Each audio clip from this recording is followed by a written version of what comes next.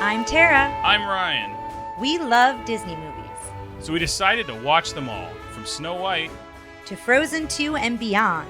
Each episode will watch a different Walt Disney Animated Studios film and tell you all about it. Did we like it? Does it hold up? Who's our favorite hero? Or villain. We'll give you history and fun facts about each movie. And sometimes we'll invite our friends to watch along with us. So put on your tiara or your evil crown and join us on our adventure. This is Tara and Ryan's Princess Diaries.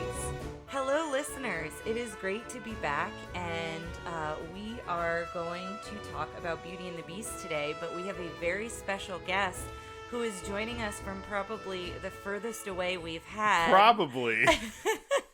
If you have anyone who's further away than me, I don't think I want to know, actually. Yeah, it's Australia. Okay, I think fair it's enough, the fair other enough. option. So I guess we should introduce him, but... This is our friend Shane. Shane used to work with me at a video game company, and while I decided to keep doing that, he has decided to devote himself to a probably more worthy cause. He is now a Jesuit priest, or a Jesuit. Are you still a Novian? No, I'm not a priest yet. You're not a priest yet. I'm a scholastic, which means I'm training to be a priest. And at the moment, my rank in the faction progression is regent. So, okay. Is that, what is it, first class, life scout? Like, where does that fit on the Boy Scout? Yeah. Because that's my reference. So it goes novice. Tenderfoot. It's similar, yes. Novice, scholastic. But it's weird because there's some overlap. So technically I'm scholastic all the way through up when I take final vows. But oftentimes you'll just hear scholastic for when you're doing first studies. Then you're a regent between when you're studying philosophy and when you study theology. Then you're a theologian. Then you're a priest. But then I would be an ordained scholastic. And then I would be fourth vowed or final vowed. But that might not be for another 20 years or something. That's impressive. I didn't realize you were so far along on the. It's. I keep wanting to say the bridge, but that's because we're watching that Scientology. Yeah, we're watching Scientology. Don't say the bridge. Oh, you gods. But today, like we said, we're talking about Beauty and the Beast. And have we said his name? Yeah, this is Shane. Did I say Shane? Okay. Shane. Shane. It's Shane. Hi, I'm Shane. Hey, Shane. How's it going? So, Shane, talk to us a little bit about, like, we used to say your first memory of Disney, but I feel like it's so ingrained in everybody that no one has their first memory. Oh, jeez. But maybe, like, your history with Disney animated movies, why we talked about doing this one, your history with this movie, anything like that. Okay. So, like, Ryan, you're just, like, a year older than me or something, right? Like, we're very close in age, I think. I think so. We don't have to say numbers, this but year. Okay. Well, I'll cut it out. Okay, well, I'm 39 this year, so yes. There we go. I will turn 39. I'm not yet 39. I think the age just at which I was like getting a little too cool for cartoons was when the Disney Renaissance was happening. Which, like, we've talked about this, yeah. Yeah, which, like, in retrospect, I mean, obviously once I got old enough to realize I was not too cool for cartoons, I was very much able to embrace these. But, like, I think, like, Aladdin was, like, the sort of cusp for me of, like, the last one that I was really able to wholeheartedly embrace, like, as a kid. And then, honestly, by the time Beauty and the Beast came out, like, I don't think I even watched Beauty and the Beast until I was older. So this came out before Aladdin, right? I think, so. Oh, well, okay, but I think it might have been pegged as like the girls' movie or something. Right? Yeah, I'm doing the same thing because she's always very surprised I haven't seen Pocahontas, and I was like shocked at that. And I was like, that's I'm like also right younger, it's right in that valley of like cartoons are for kids. Mm-hmm. And then after that, I saw Hercules in high school because I had a girlfriend, and I was like, oh, I don't have to seem cool. She's already knows what's up. So here we go. Right. Yeah, that's right. Aladdin was after Beauty and the Beast, wasn't it? So, okay. So sorry for screwing up the chronology there.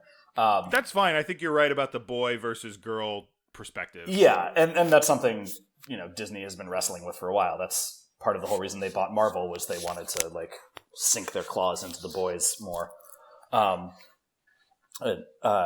And yes, I know girls like Marvel and boys like princesses, and these are both true facts. Yes. But speaking demographically, how the Walt Disney Company perceives their audiences. Okay, so I think I think okay. So I'd seen the movie, but I think I don't remember seeing the movie for the first time. What I remember is seeing the Broadway show. When I was Yes, I've got some facts about that. yeah. So I was a theater major in undergrad, and I did a lot of technical theater and special effects and things. And so, that's what I was going for. I had loved the stage version of The Lion King. I wrote my undergrad thesis on it. But then getting to see Beauty and the Beast was like, okay, I know this one is not as technically interesting, but I was sitting there waiting for the scene, the transformation scene at the end. Spoilers: the Beast turns back into a human. So I'm sitting there, the tech theater nerd, knowing that this is happening, and so I'm watching it as fiercely as I can to try to see how they do this.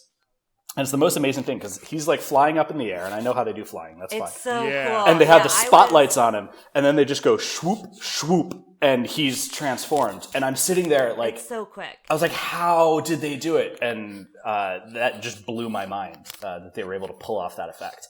I think I've seen it. Really? For some reason, I don't think it stuck with me because I was I was young enough that I was sitting there going, I can't believe I'm watching a play. Where would you have seen it? At Dallas. We had Texas gets some plays sometimes. I didn't see it on Broadway. I did. It's not just all Annie Get Your Gun. It was out. Yeah, that's all it is.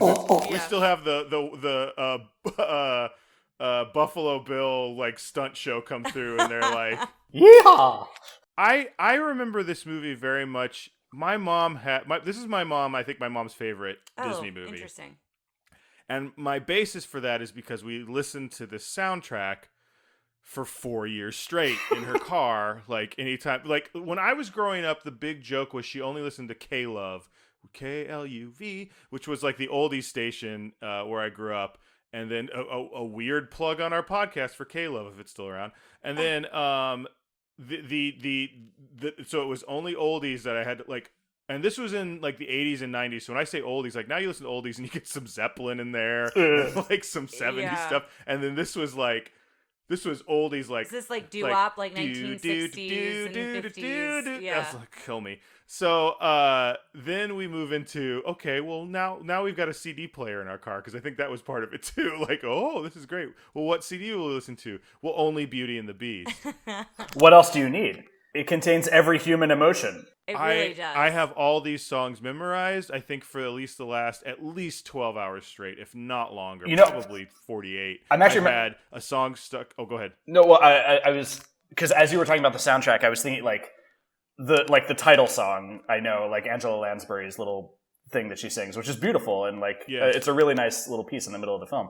But I was like, what other songs? And I was the Kill the Beast song.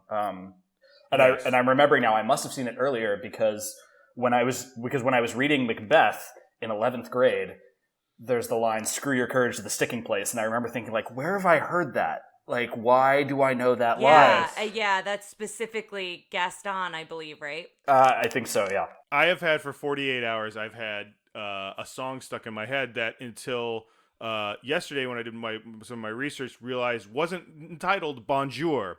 It's actually entitled Belle. Belle, I always thought the song was just call called it Bonjour, but it's not. Because it's how the song starts. Yes. Mm-hmm. I have had the Broadway song that I'm obsessed with that was at it for the Broadway show, If I Can't Love Her, in my head. It is my favorite. So you should listen to it. It's great. I probably have heard it when I saw it. I vaguely remember the Beast transforming, but I don't think I don't think I had the wherewithal to think this is going to be really cool because they have to do it here. I'm like, oh yeah, this is the part of the Beast transforms. Right. I was mesmerized by it, but it debuted on Broadway in 94 and I saw it in between 94 and 96. So I was anywhere between 10 and 12, some in there, and that time. So it was the first Broadway show I ever saw. So this one holds a very special place in my heart. So add about 2 or 3 years to when you saw it, and that's when it got down to Texas. And it actually that's the move. The Beast got 2 guns and boop. It actually was tried out in Houston. Oh. So before it had its Broadway run, they tested it in Houston. That's right. Well, and down in Australia, when it made it there, that's where a young thespian named Hugh Jackman got his first starring role on Broadway. This is Oh, Oklahoma. I did not wasn't know that. Was it a Beauty and the Beast? It was Gaston, yeah. Maybe he did Oklahoma first. Oh my god! I gotta go look that up. Yeah. There's nothing that's Gaston. I don't know if you listen to the podcast, but Gaston is my favorite villain. Gaston is pretty great. So my friends and I. So when this is a total tangent, but Gaston and musical. When I lived in LA the first time, my friends and I, like, karaoke was the thing that we did. Like, every Wednesday night, we knew that we were going to this bar, and my friend and I loved the song Gaston, but it was never, like, we went to so many karaoke bars and it was never on the list. And karaoke bars have plenty of Disney songs, so it wasn't like we were the idiots coming in wanting to do Disney. They just didn't have Gaston. And so we had made friends with another KJ who made the karaoke version of it for us. Like, he went through and, like, did the timing with coloring the lines. And so we did this legendary, in our minds, performance of Gaston. But we did it. It's still on my calendar. I think it was just a few days ago. We call it Gaston Day, as the day that we first performed Gaston. I love it. And our thing was that we were gonna do it every week, but, like, trade roles. So I would be LeFou one week, and he would the other. It was gonna be like True West, where, like, every time we did it, we were playing different parts. But then I moved out of LA, and I think that was the one and only time we have ever performed Gaston. I like the idea that this person just kept doing it, but would just be quiet during half the parts, like, or he would have a beer that he would slowly pour out. Yeah. Yes. And everyone's like, "Did his friend die?" And they're like, "No, he just moved." Yes. So let's. I'm sure everybody who's listening to this, since this is one of the more popular ones, knows the synopsis and everything. But let's hit it up real quick. Okay. So the synopsis is: a prince cursed to spend his days as a hideous monster sets out to regain his humanity by earning a young woman's love.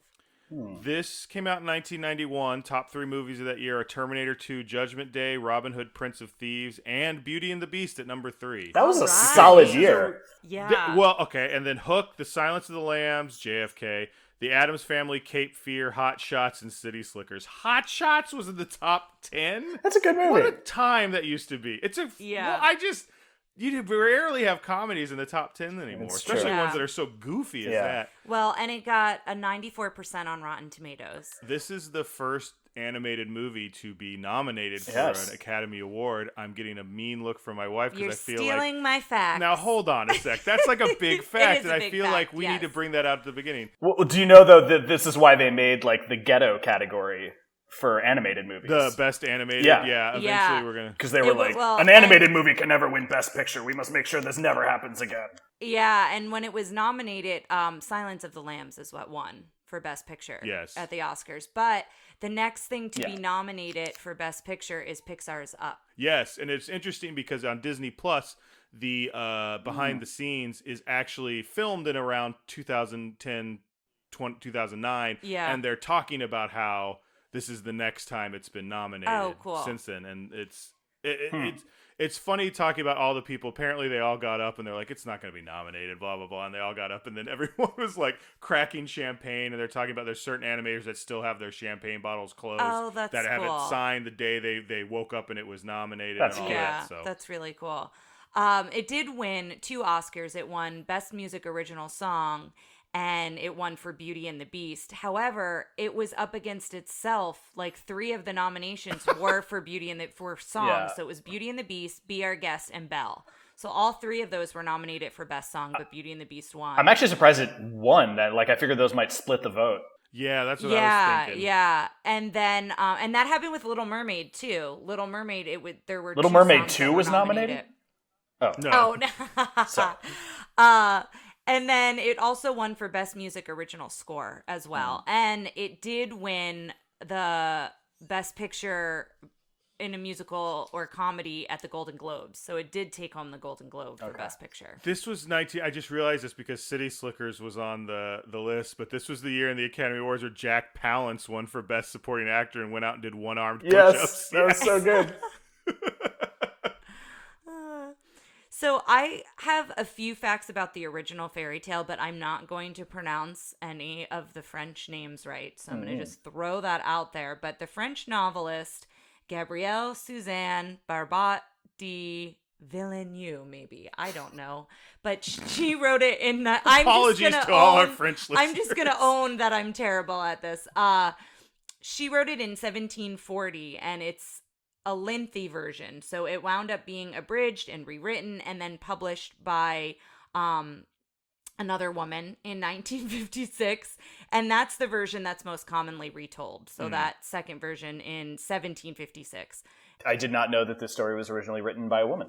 That's an interesting factoid. I will say in the thing I saw, there was a lot of like, this story has been retold so many times. So Sure. Well, and they say it was influenced by woman. Greek Yeah. stories. There's an Italian story that it references.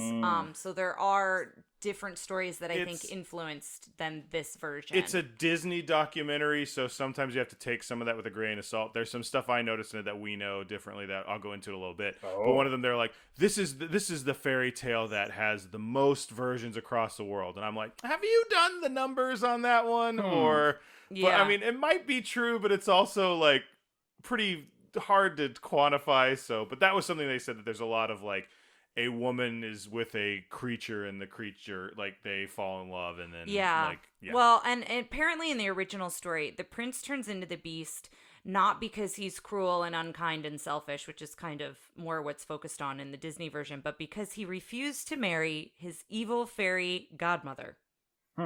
So, woman scorned. Yes. And then Belle's instead of Belle, like, you know, he's kind of intense and short-tempered, and in the Disney version she's more trying to understand his stupidity because he cannot express himself intellectually, is what I read how they described it. Well, they spent 6 months writing a whole version of the story that was very different, and then they brought it in, and Jeffrey Katzenberg and Roy Disney like scrapped it and said start over. And at that point the project, so these facts that I have are from Waking Sleeping Beauty, which we plug. A documentary on Disney Plus, but they had the project moved to London when they worked on it. Was just the first 20 minutes of the film that they spent that much time on. And then they scrapped it and they wound up moving the production back to Burbank. And then I have some Howard Ashman stuff that I wanted to say in here as well. Well, it wasn't a musical, was part of it, and they brought Howard Ashman in and said, can you musicalize it, is what one because he was focusing on Aladdin at that point. They were trying to do this not as a musical? Originally, yeah. Because it was right after, like if you look at the timeline, which this is a weird thing to say because that's what this podcast is, but like Little Mermaid was like the best movie I've seen in 10 years. Yeah. Because we watched every single one coming up to it, and it's a much different movie if you go through the entire history of Disney leading up to it. But right before this was, a bunch of movies that were not musicals, and then it was Oliver and Company, and then it was Little Mermaid, and so, like, I think this was still before they were saying you have to do a movie every few years. Like, right before this was Rescuers Down Under, so that wasn't a musical. No, that was not. So the structure was different. I think it was more unusual for it to be a musical at this point, and they were just starting to realize what a genius Howard Ashman was in storytelling and that sort of thing. Yeah, and pairing it in that way. And so he starts writing songs for Beauty and the Beast. He's asked to write songs for it. And at this time, he's pretty sick. And so they wind up bringing all the storyboards to New York for Howard because he couldn't travel to California.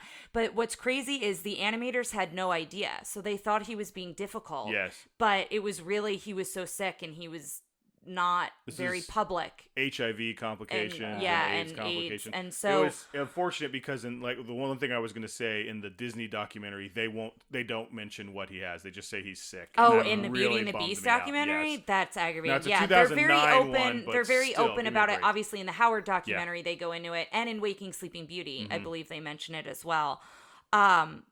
He apparently, too, was very nervous when he sent the opening number, when he sent Belle, and it's funny, I have Bonjour in my notes as the title.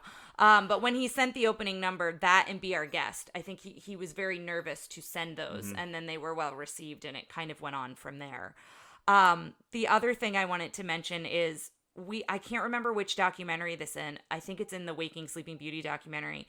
But it was so cool to see him. We see footage of him not only working with the orchestra in New York, but working with Dame Angela Lansbury as well as Jerry Orbach. And it's really cool footage to see how he interacts with them and how specific and considerate he is. And it's just a really neat thing to see. So one, Dame Angela Lansbury was his call. Like he said, I think she should play Mrs. Potts. That's a good call. It was also, I think he also said we should have a British teapot and it should be played by this because he also was the one to suggest that they all have yes. objects have personalities and they transform from people that was something they were kind idea. of struggling with of like how do we make these work and that sort of thing. The animators were. The other thing I thought was really interesting. Apparently especially Beauty and the Beast, they had parts of the orchestra in there playing it like because they brought in this very East Coast Broadway cast to be in this. There's a lot of people in here that Jerry Orbach before Law and Order. God, Law and Order. In my head, it was like Truth and Lies. I'm like, that's not what it's called. No, it's not. Oh no, he was very big. Broadway. So but it was funny because he pitched this cast. And all the animators are like, I don't know who any of these people are. And they're like, they're great, but who are they? This was also the phase, too, where they were transitioning into having, like, big stars as part of the voice cast. Like, Robin Williams was still on the horizon, as we've previously established. But, like Buddy Hackett was the big who's the big Mermaid. star Little Mermaid. Yeah, I mean, what's his face from The Rescuers? George C. Scott? No. Paul Newman. No. The Bernard. Bob Newhart. Oh, Bob Newhart. Thank you. Yeah, like he was like a relatively big name, but like he was in the 70s when they did the recordings of those songs. It was supposed to feel like they were on stage. He was supposed to feel like you're doing a live performance of it right now. Yeah. And also during that scene, I got to see what Gaston really looks like, and boy, is it disappointing because he looks like a member of the News from like Huey Lewis and the News. Like I was like, is that a problem? Okay. I don't understand. He just looked like this kind of like tall, skinny guy with like weird 80s hair. And then all of a sudden he opens his mouth and Gaston's voice comes out, and I'm like, I can't. My brain won't make this work. Was it the same guy doing the singing voice as the speaking voice? I didn't see the speaking voice. Okay. I only saw the singing voice. I think it was, but he had a sometimes you can tell if it's a very different singing voice and they sound very similar. But man, oh man, just did not. I mean, he was obviously putting on a voice, and it just really There was a lot of my like, this is not Gaston. Like, it's like I've told you how for a much longer time than I want to admit, I thought Chewbacca was played by Chewbacca. Yes. Like, I didn't understand it was a man in a costume for a long time. Not just because I just didn't think about it. And then when I thought about it, I went, oh no. And speaking about the music, apparently too, Angela Lansbury thought someone else should sing Beauty and the Beast. Like she didn't, from something I read, she didn't want to sing it, and the directors kind of convinced her, well, let's just record it and we'll have it as a backup. That's the version that's used in the film. Did she feel like she wasn't up to it, or did she think like the character wasn't a good fit? I think she just felt, let me look here. This is a Tony Award-winning actress in her own right. Like, yeah. Of course, now I can't find it, but I have it written somewhere. I will say I don't think she sings it in a way that's like classically like, what a lovely, it sounds like it sounds exactly what it is, an older woman kind of telling you a love story and then putting her grandchild to sleep. And it's beautiful and it should be sung that way. Yeah. But that makes sense to me that she'd be like, I don't know about this. Like, if she's trying to, like, put together the whole... Because that's the whole Well, I don't know story. if she also, like, felt like... But to me, it fits seamless. Like, it makes sense that her character does it. But yeah. So, the other thing I wanted to mention about Howard... Her and Peebo Bryson are the only people who can... Does Peebo Bryson sing this song, or is that A Whole New World? The version of this song that's at the end, isn't it Peebo Bryson? Does anybody remember Peebo Bryson other than me? No, I don't know that. I have no idea the name, but I remember that like there were pop versions of the songs at the end. That it was like two nowadays they have people, like Demi Lovato or somebody do it. Yeah, I don't think it is who you think it is. Peebo Bryson. I will make. Okay. I will. No, I haven't looked it up yet, but I am so sure because I've seen this thing. American R&B. You guys keep going. I'll find it. I'm glad that this. I know he did. I'm glad that this is the hill you're going to die on. Yes, exactly. There's no other reason for me to have this information in my head if not to spout it out on the Disney podcast. I guess that's true.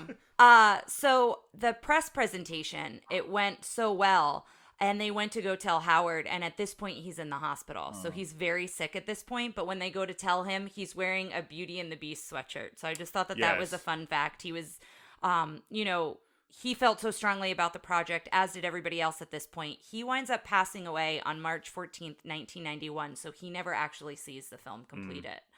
So I did want to mention that.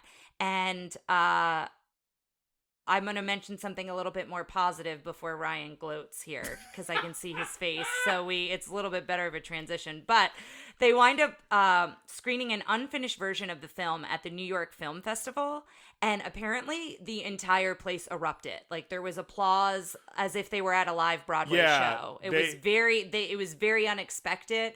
And the response was so strong and so different from anything they had because done. it was also not finished. Like, so much of it was still pencil sketches and stuff. Yeah. And one of the, like, lead animators did this interview. He goes out on stage. He's like, okay, so this scene is going to be all in pencil, so don't freak out. And then also we have this, which isn't done, so don't freak out about that. Like, he went up there and, like, apologized for everything, and then said he went up to they all went up in, like, an opera booth, and then, like, Roy Disney, like, put his hand on his shoulder. He's like, it's gonna be okay. And then he goes, we're all up there in flop sweat, and then they finish Belle, and everyone claps like it's like a show, and they all went, oh, okay, maybe this is gonna go working. all right. And they're like, yeah. Celine Dion and Peebo Bryson. I knew it was a famous woman, and I couldn't think of who, but I don't know the name. And that's what I'm saying. Nobody remembers Peebo Bryson, but everyone remembers, like, Celine Dion. He also sang A Whole New World with Regina Belle for Aladdin. That's part of the reason. Like I said, like, I think I just glommed onto the name Peebo. Yes. Which Probably sounds like a so. Teddy Ruxpin character, but, like, I don't know. So I have, because we talked about the musical earlier, so I just wanted to share a couple more facts about that. But the musical, of course, the music is Alan Menken, Howard Ashman, and then they brought in Tim Rice as another lyricist. You don't like Tim Rice? I have a history with Tim Rice. Oh. Well, you can't bring that up on this Disney podcast. Not a personal history, like. Okay. Oh, okay. I was like, a personal history. No, it's just I did theater a lot, and I have had to sing a lot of Tim Rice lyrics, and he makes the most tortured rhymes that you could possibly imagine, and just mangles the English language to do it. So he also does some very good work, but every now and then he just you're like, Tim, you should have just let that rhyme go. Like, it's okay, but instead he'll, like, completely invert the word order or use some word that no. Yes, I can think of Joseph in the Amazing Technicolor Dreamcoat, where he gives us the line when Joseph is interpreting the Pharaoh's dreams. He says, "All those things you saw in your pajamas are a long-range forecast for your farmers," which A, only rhymes in a British accent, and B, is just like it. Like, if you write those words out, they make so little, like. And I know it's a song and people don't speak in song lyrics, but, like, if you compare it to Sondheim or somebody who's like, I mean, and Sondheim is, like, on another level from most people, but, like, there's a level of craft to writing lyrics that sometimes Mr. Rice gets a little too clever. Or is he a knight? Do I have to call him Sir Tim Rice? I don't know. Anyway, he's not a bad guy. I have nothing personal against him. This is what this podcast is about. Those strong connections, whether they're positive or negative. I have run into his lyrics so many times trying to figure out what the hell he was thinking. And it's, anyway. One thing I was going to say when you were talking about singing versus talking is one of the things they talk about in the documentary is Howard Ashman's belief of, like, when you've exhausted all avenues of emotion, like you like speaking, you have to sing. And it was something that the animators came around on, because they were saying, like, part of the reason the first one didn't work is because we were trying to put emotion into people, and, like, with a musical, you could, if you have someone sing something, even though if it's corny, like the feeling is corny, it doesn't seem so corny anymore because you're singing it, right? Yeah. Am I getting another one of your facts? No, keep going. What I was going to say is, talking about emotions, I read, this comes out of one of the villain books that I have. Mm-hmm. They said that the inner struggle is the most difficult to animate of all Yes. emotions. And so with Beast, that became very difficult because there's no strong actions to draw with that kind of feeling. They went to Howard Ashman and they said, we're not getting the moment they fall in love across. Mm-hmm. And so he wrote, I don't know the name of this song, but there's something, I think it's called There's Something Something there that wasn't there before. Yeah.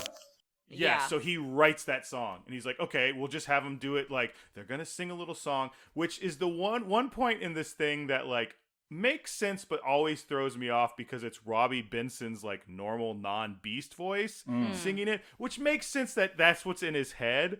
But always when I was a kid, I was like, I don't like this. Like, I don't know why. Like, I don't like, and this is a question I was gonna ask later, but it's something we'll do it now. I think we all agree with it. Who's hunkier, Beast or the Prince?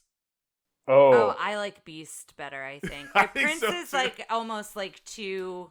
Like, I want him to... I don't know. I don't care for the Prince. Because he transforms and then he looks right down the camera, and I wanted to cut to Belle going, oh! Yeah. Because don't they make that joke in the live action where she's like, could you grow a beard? Yes, yeah, I think so. Yeah, because there is sort of that sense he just sort of becomes like generic, good-looking guy at Prince that point. dude, yeah. Like, Yes, he doesn't have anything interesting to him at that point. Right. Mm-hmm. And but it's also, how old was he when he was transformed into the Beast? So like, this was something they really quickly went over, and I think Waking Sleeping Beauty was the idea that originally the Beast was turned into a beast when he was much younger, and they had that one concept art of like Baby Beast. Do you remember this? No. I glommed onto it so hard because I was like, what? And it was like in this little like, I have to find it somewhere, but they were like, oh, he's a kid when he starts, and I'm like, that's weird. Yeah. Like, Baby Beast is odd. I wanted to go back because I never finished my musical fact. oh, It's totally fine. You guys are fine. I think the musical was very groundbreaking in a lot of ways, so I wanted to just share it. As we mentioned earlier, it tries out in Houston. It goes on Broadway in 94. And the critics noted when Beauty and the Beast came out in 91, how it had musical potential. It was a musical. Mm-hmm. Like, Howard Ashman wrote it in that way. And so that encouraged Eisner to venture into Broadway. That's how Disney gets into Broadway. Mm-hmm. Now it's so common that Disney has, multiple musicals happening. But Alan Menken winds up composing 6 new songs with Rice, and it ran for 5,461 performances for 13 years. So from 1994 to 2007, and it is said to be the 10th longest running production in history. How many of those were in the Dallas Bass Concert Hall? Does it say? No, that's Broadway performances. Oh, just Broadway? Okay. Yeah, so that traveling doesn't theater include- doesn't count.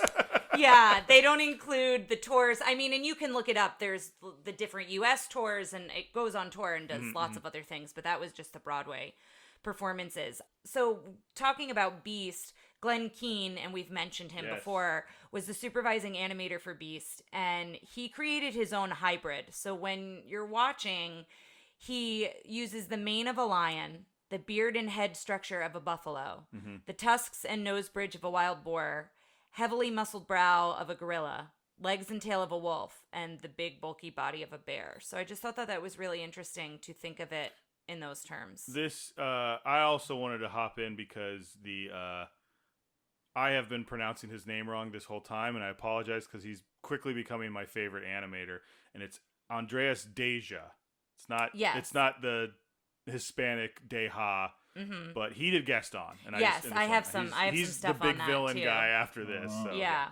So I have 2 different villain books that I kind of go to for stuff, and so they were talking about Andreas Deja struggling with how to animate Gaston because he wanted to make him a bit more of a caricature. Am I saying that right? Well, those are 2 different Not a words. character. A caricature. Caricature of a completely kind of self-adoring Romeo. So that's what he wanted. But Katzenberg urged him in a different direction, trying to convey, this theme of don't judge a book by its cover. Yes.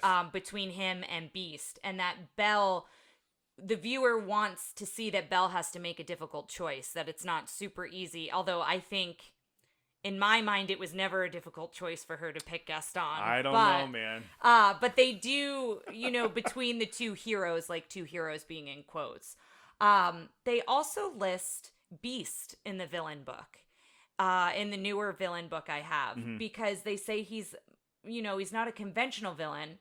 But like Gaston, he blurs the lines between hero and villain. And so that became challenging for the animators because with Beast, there were a lot of limitations on what they could and couldn't do.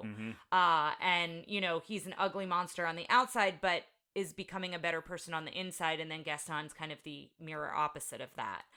And so Glenn Keane, talking about the limitations of Beast, he said, it's kind of like taking a villain and hero and wrapping them into one body. So I just thought it was really interesting to look at it from that perspective.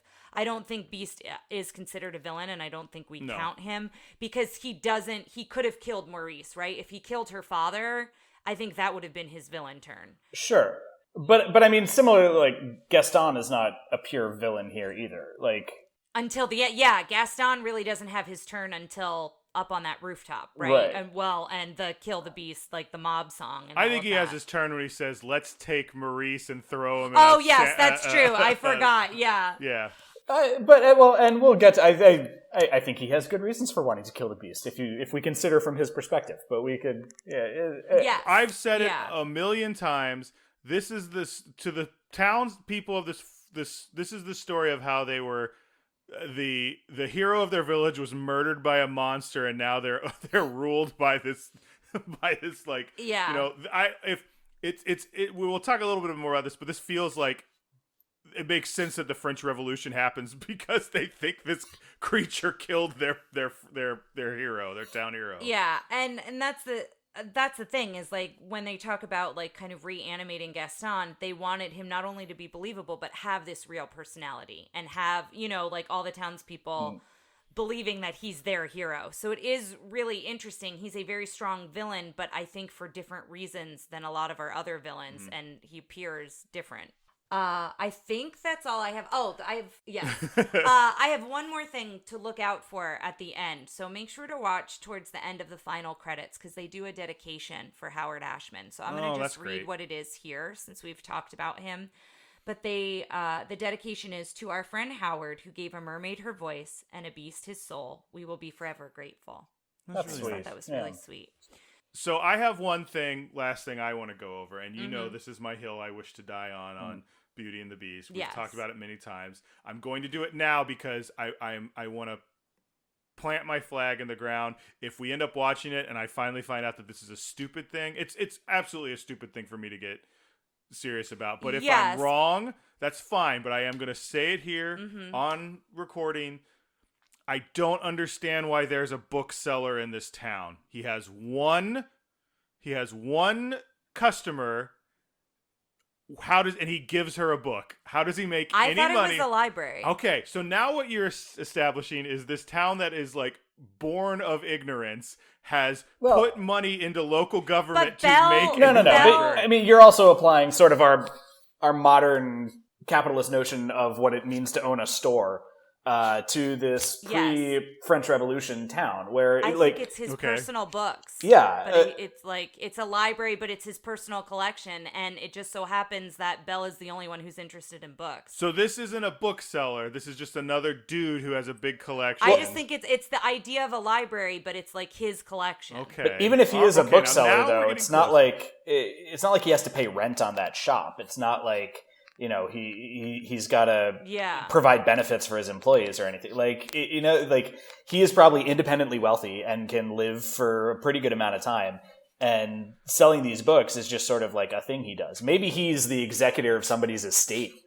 And these are like, my argument against that. Or maybe, do you think after the beast was transformed, the remaining people in the castle, like before while they were still transforming into household objects or whatever, they were like, oh man, we're going to have some money to live on. Let's sell off these books since his lordship is not going to want to be reading. And maybe he's helping to liquidate. There's all kinds of possibilities here. Do you think this non-capitalist idea was something that was thought of by the Jeffrey Katzenberg 1991 era of Disney. That's my only argument. Ryan, we are about to read a lot more into this movie than was intended by Jeffrey Katzenberg. So I don't know why. I think you have to toss out that argument at least. Yes. And again, I don't know that it's a lie, but I think that's how I always viewed it as a child, was like, it felt very much like going to a library, because she borrows books and she brings them back. But lending libraries weren't really a thing until Andrew Carnegie. Libraries were a place that you would go and you would read the books there. And this then is, go home. but the idea of a private, I can see, even if this guy had nothing to do with the Beast, if this was just a private once collection. in a generation, a crazy bookworm exists in this town hall, and he was the first one. Mm-hmm. This now, for some reason, a municipal library doesn't make sense. A bookseller doesn't make sense. But just some old crazy guy who's like, I have some books and I have some new books.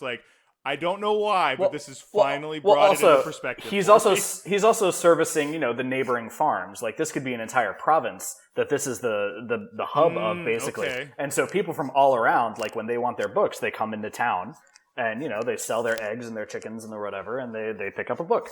And so maybe day to day, Belle is the only one who stops by. But yes. Exactly, because she lives close by. Yeah. This podcast, and the rest of the town doesn't care to read. This podcast has finally fulfilled its purpose of making this thing I have so long rallied against. I know. You've had such strong feelings. I'll be honest. I was thinking about this because I knew you were going to bring it up, but I was like, well, how do I really view it? Here's the thing is, I know that Ryan hates books. Feeling. And I've known this about him for a long time. Oh my gosh. Not during the pandemic, man. I have so many Tara books has lately been like, stop ordering books. Stop ordering books. Guys, we've been talking for a while. I think it's finally time. Okay. Unless anybody has anything else they want to say. I don't think so. To take the VHS out of the clamshell and stick it in the VCR. All right. We'll see you on the other side, listeners.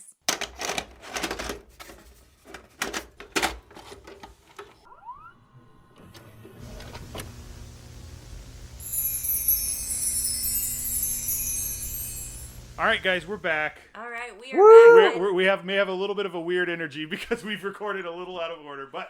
Well, I think what we might want to do, because Shane does have to go here in a few minutes, is maybe give impressions of the overall film and our thoughts and feelings around it. That might be a good place to start. Yeah, so how'd you feel rewatching this, Shane? I'm trying to think of the last time I saw it, and this version of it, because I saw the live action version a while back and I was not pleased with it. Mm-hmm.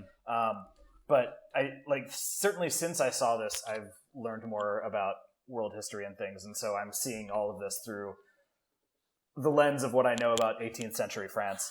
That's a whole separate... Basically, Belle is picking the really wrong time to marry into the aristocracy. Into royalty. Yeah, this is terrible idea. Wait, I have something. I forgot I found this last night. What? They're apparently about to release a new book series in which Belle has to deal with the French Revolution. Are you kidding me? Oh my God. I'm not. It's Beauty and the Beast Belle takes on French Revolution and sequel novel. Disney is publishing a sequel novel to Beauty and the Beast with Belle grappling with the French Revolution. Let me see. It is the Queen's Council series. Okay, because let's be honest here. Prince Adam is getting beheaded then. And yes, if he survived that fall, Gaston is almost certainly one of the leaders in the revolution. This is Gaston may end up actually having the last laugh here, and he probably didn't survive that fall. I think we're led to believe that he perishes, but he could have landed in the water, all kinds of things. But most certainly, all those townspeople are not happy. Are fighting in his name. Yes, for sure. If anything, he's become a martyr to their cause. So, trying to take out this tyrannical lord who's been living here for God knows how many years.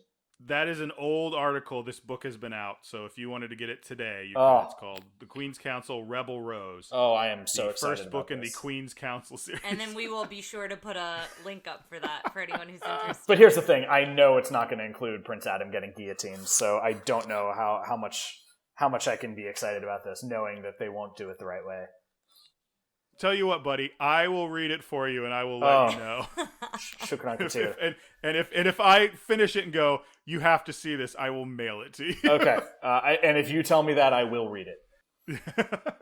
But it is sort of hard to get away from, like, I think it's estimated this is probably like the 1760s, based on like when the end of the 7 Years' War was. So like, well, the U.S. was getting deep into their own revolutionary spirit. This is when towns like this weren't really happy.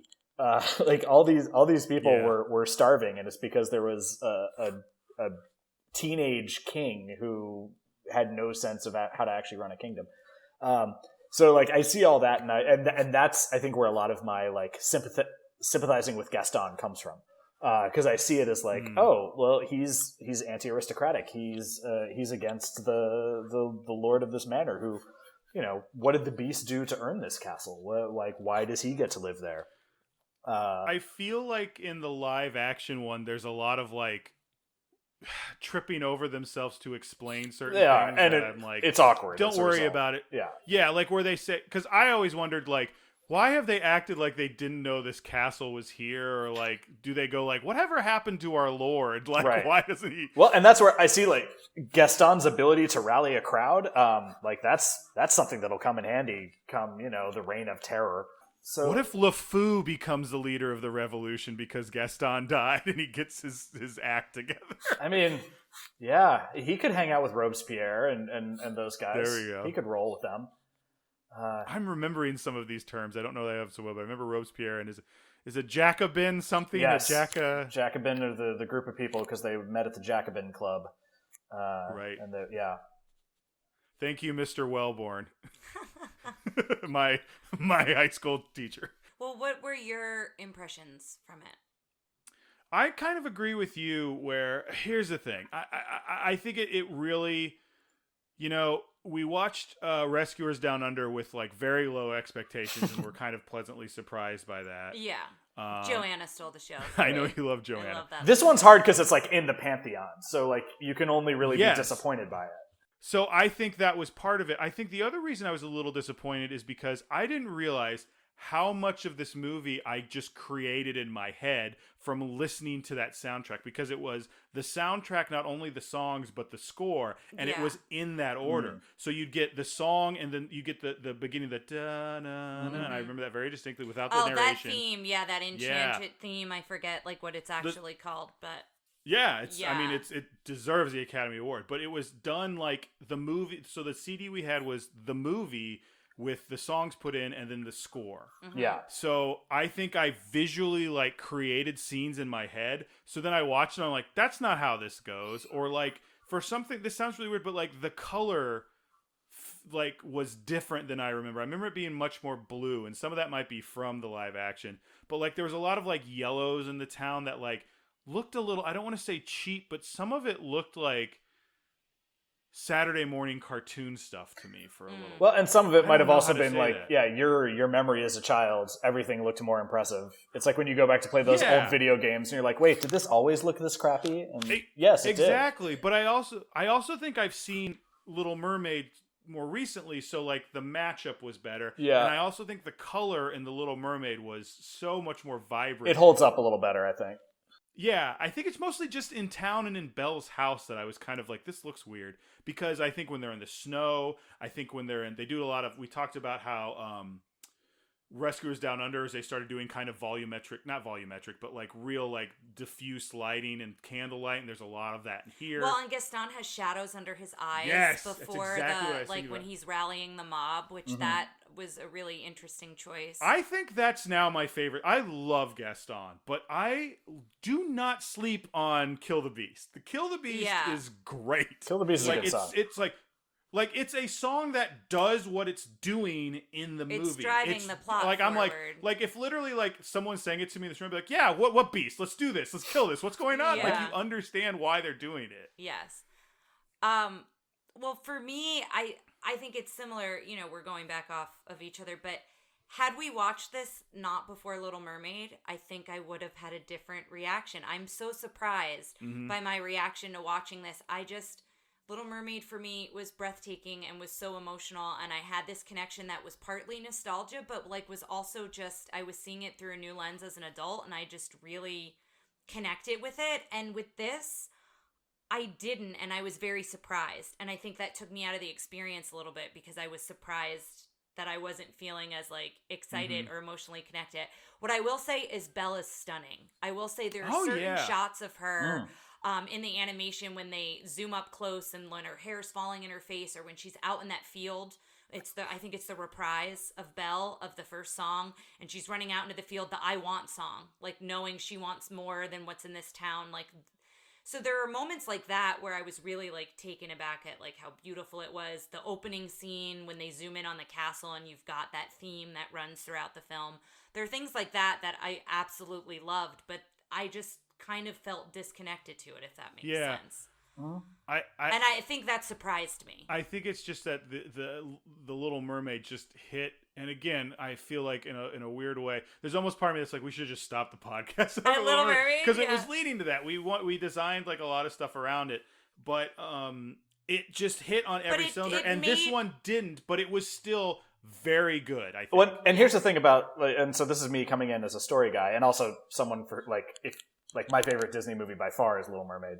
I would say like it's a much better constructed story in terms of just what is consistently driving things forward. It is always very clear what each character wants, what they are looking for, what is preventing them from getting it. Whereas here, it's a little more messy. And you know, you could argue, well, it's a little more like realistic motivations as a result, but like there's that whole kind of middle section where we as the audience know that eventually she's going to fall for the beast because we know it's a fairy tale and we know how it ends. But it's not clear like what is stopping it and what is and when that is removed. And it's not just that he's a jerk and he stops being a jerk, because he continues to be a jerk. And so that's a harder thing to just gradually dial out of a character, especially in the time frame of an animated movie in the 90s. So I think you're right in that assessment that like and as a result your emotions don't get quite as hooked in because you're left not knowing where the story is wanting you to go. Yeah, and I think also we talked about this earlier, but because both characters, both Gaston and the Beast, I think there were limitations in how they wrote them because they both changed, right? That the don't judge a book by its cover thing, it's like, you know, talking about how they both could be considered villains at one point, and they both can be considered heroes at certain points of the film. Yeah. I think it's not a straight line to like, oh, this is the intense villain, or this is, you know? Well, two things real quick. One, I think you take any frame out of The Little Mermaid and it's a work of art. And I think part of that has to do with the fact that they were working on that for a while. And this one, they had to scrap everything and they had to kind of hurry. Like Katzenberg's like, you had 3 years, you lost one to this, you got 2 years, go. And I think there's some things where they cut some corners, and there were scenes where I was like, oh, this doesn't look as good. I think when they hit it hard and they hit it beautifully. Yes, there's a lot of beauty, and I think as we go through it, we'll break that down. Oh, yeah, beauty. Guys, Shane has left. Shane had to go do some stuff. There's a pretty huge time difference. He is in Lebanon, yes, so it's so he has to 8:30 go. at night. And he also has to go participate in Mass. Yeah. And he will be back later. We've already recorded the villains thing, so don't worry. But let me bring up my second point, which my second point was, we talked a lot about in Little Mermaid how every character had an arc. And Jeremy made that point of having a very clear arc. And like Sebastian has an arc. But like in this one, like LeFou doesn't have an arc.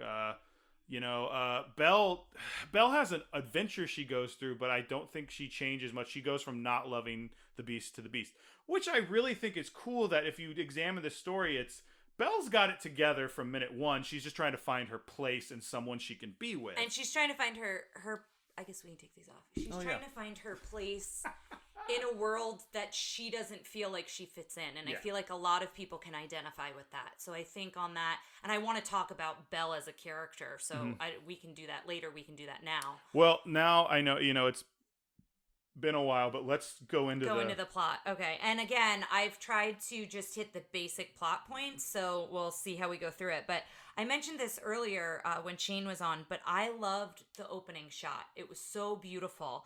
And the opening zooming shot in. of the castle. Yeah, we see like the forest and everything around it, and you're zooming in on the castle, and you've got that beautiful theme, and then you hear the narrator with this stained glass, and so you're seeing it through pictures of stained glass, and we looked it up. The narrator is David Ogden Stier, is the same voice as Cogsworth, who is also the same voice of, I keep wanting to say Radigan, that's not his name, Ratcliffe. Yes, from Pocahontas. And Shane had asked here if the rose was in the original story. I did a very quick search about the original story, so listeners, if there's anyone out there that knows if the rose is in the original story, we would love to know. We would love to have that, so feel free to post that on the Facebook page, or you can call us. Be sure to let us know. But it then opens on the house and Belle, and there, besides the narrator kind of opening that story, I think opening with a song like that, it hooks you in. I will say you're very, as much as I said I'm disconnected from the film, you are invested from moment one because that music picks up and you're real curious as to what's going to happen. And that whole song is so interesting, watching the townspeople and also listening. We watch it with subtitles. But, like, Bella's not very nice to the townspeople. The townspeople are not very nice to her. Like, it's clear they don't get one another. But it seems like the townspeople take personal offense to what she's saying, and she is oblivious to what they're saying, / it pays them no mind. She's not happy with her life, but she's like, this is what I've got. And they seem like she's, like, they definitely paint them as villains, more of the, like, she's odd. What a weirdo. And she's like, I could be somewhere else. Like, and it becomes very clear that that's what it is. My favorite part in that scene that I never noticed before is when she sits on the thing. She's I wrote this down. Yeah, she sits on the fountain. And the sheep come up and are like, let's look at your book. If you watch the washerwoman during this, I've never noticed, because she just looks like, I was washing here. She's and like so put upon. Collects her stuff and leaves. Because like all these sheep, and now Belle is like sitting there. And we did notice that the sign outside of the bookshop says bookseller, so we kind of came up with a backstory that he was from London because it is in English, where other signs are not in English in the Well, we joked about that. I also wonder if he's selling, like, I'm trying to think, like, maybe it's just like he sells tons and tons of Bibles or something that everyone in that town would get, and then he's got... she returns a book, which is what made me think she's borrowing, and it's like a lending library, because she brings a book back to him, and then he gives her one and says, you can keep this one. Well, maybe it's like half price, where she's like, I bring this back, and it usually is I a don't know. discount We're on my next obviously one. reading way it's more all into I think this. about. Reading way more into it. Oh my gosh. I know. So then we're introduced to Gaston by him shooting a bird. So that's like the first thing you see with Gaston. The other thing I want to mention too, we are introduced by the Beast in the stained glass narration scene. And Shane had made a comment about how he didn't realize we saw the Beast so early on. And he's in the shadows, so we don't see a lot of details in his face, but we do kind of see his silhouette, which I thought was interesting. I'm wondering if in, like, old VHS versions, like, this had a new Disney castle at the beginning, so I'm wondering if it's been restored. So you could see a little bit more detail. So maybe you could see it a little better. Potentially, but he still is present in that scene, regardless. So then we're introduced to Gaston and LeFou. Which and, I forgot to ask Shane this, but I believe LeFou is the fool. Yes, it is. Okay. Yeah, LeFou. I believe so. I believe I read that. And you basically get Gaston and his perspective and how he's seeking out Belle. And then an explosion happens. And she goes to the house because it's Maurice. And that's when you find out that they all think he's crazy. And she's like, no, he's a genius. And she sticks up for her father. And she's very much like, very adamant and believes in what he's doing, all these inventions. Can I back up 1 second, say something I want to say about the musical? One thing I do like about musicals, because I know I speak poorly of them on here a bit. I like anything where one character is trying to do something while everyone else is doing the Broadway thing of dancing or whatever. And then, like, they do it a lot in this, where it's like Gaston's trying to get to Belle and everyone's like crossing in front of me like, bonjour, bonjour, yes, Belle. And they all Belle's get in front of her and sing. Yeah, and she's reading, and again, she's oblivious to them. This is all going around her. It's kind of meta where, like, he is wanting to do something else, but he's like, oh, there's a musical happening around me. They do it a little bit with Cogsworth as in Be Our Guest, where he's like, but they're actually performing something. But I just like that joke of, like, people in real life, no one would be like turning and building a wall to sing at Belle, and then someone would be like, "Excuse me." Like, I just like that comedy. So sorry. No, that's fine. So we find out that he's coming up with this invention to take it to the fair, and she believes in him, and there's something really sweet about that, and you can see they have a very close relationship, and it's this invention to chop wood. So we see it, and it works, and they're all super excited, the two of them. And so he goes off on his way with Felipe, the horse, and his invention to go to the fair. He gets turned around. He doesn't really know where he goes. And there's this shot of a very clear, here's a sunny, beautiful path. And then here's like dark, gloomy, like stay out of there. It's very like horror movie-esque where it's like, why would you make that choice, right? Like, you shouldn't make that choice. And is it Philippe who originally decides, or is Philippe trying to go to the sunny path? He's trying to go the sunny path, and he's like, why do you want to go this other way? Yeah. Shane was saying, and we'll look this up later, that there was something with his founder where the founder let the horse lead the way. Choose the path. Yeah. So that happens, and Maurice chooses the scarier path, and Felipe runs off pretty quickly into like this scary path, hearing sounds, we don't see wolves at this point, but we might hear them. And Felipe's gone with the invention, and so Maurice ends up wandering and finds the castle in this way. And so that's when we're introduced to Cogsworth and Lumiere. And for me, like Lumiere, I think if you ask me who's my favorite character, it's Lumiere. Don't sleep on Cogsworth, though. Yeah, Cogsworth, I think I was thinking the same thing going into it. By then, I was like, I really like Cogsworth. Yeah, I like Cogsworth a lot as well, but both from a child and now, and I love Jerry Orbach. Like, just everything about Lumiere for me is just They talked a lot in the documentary about how each character is picked, what their household item is by their character. So you've got a high-strung, like a wound-tight clock, and you've got a fiery, passionate candelabra, and a bubbly, like, warm teapot. Like, they sat down, and that's why they are who they are, or why they are what they are. Yeah, no, that makes sense.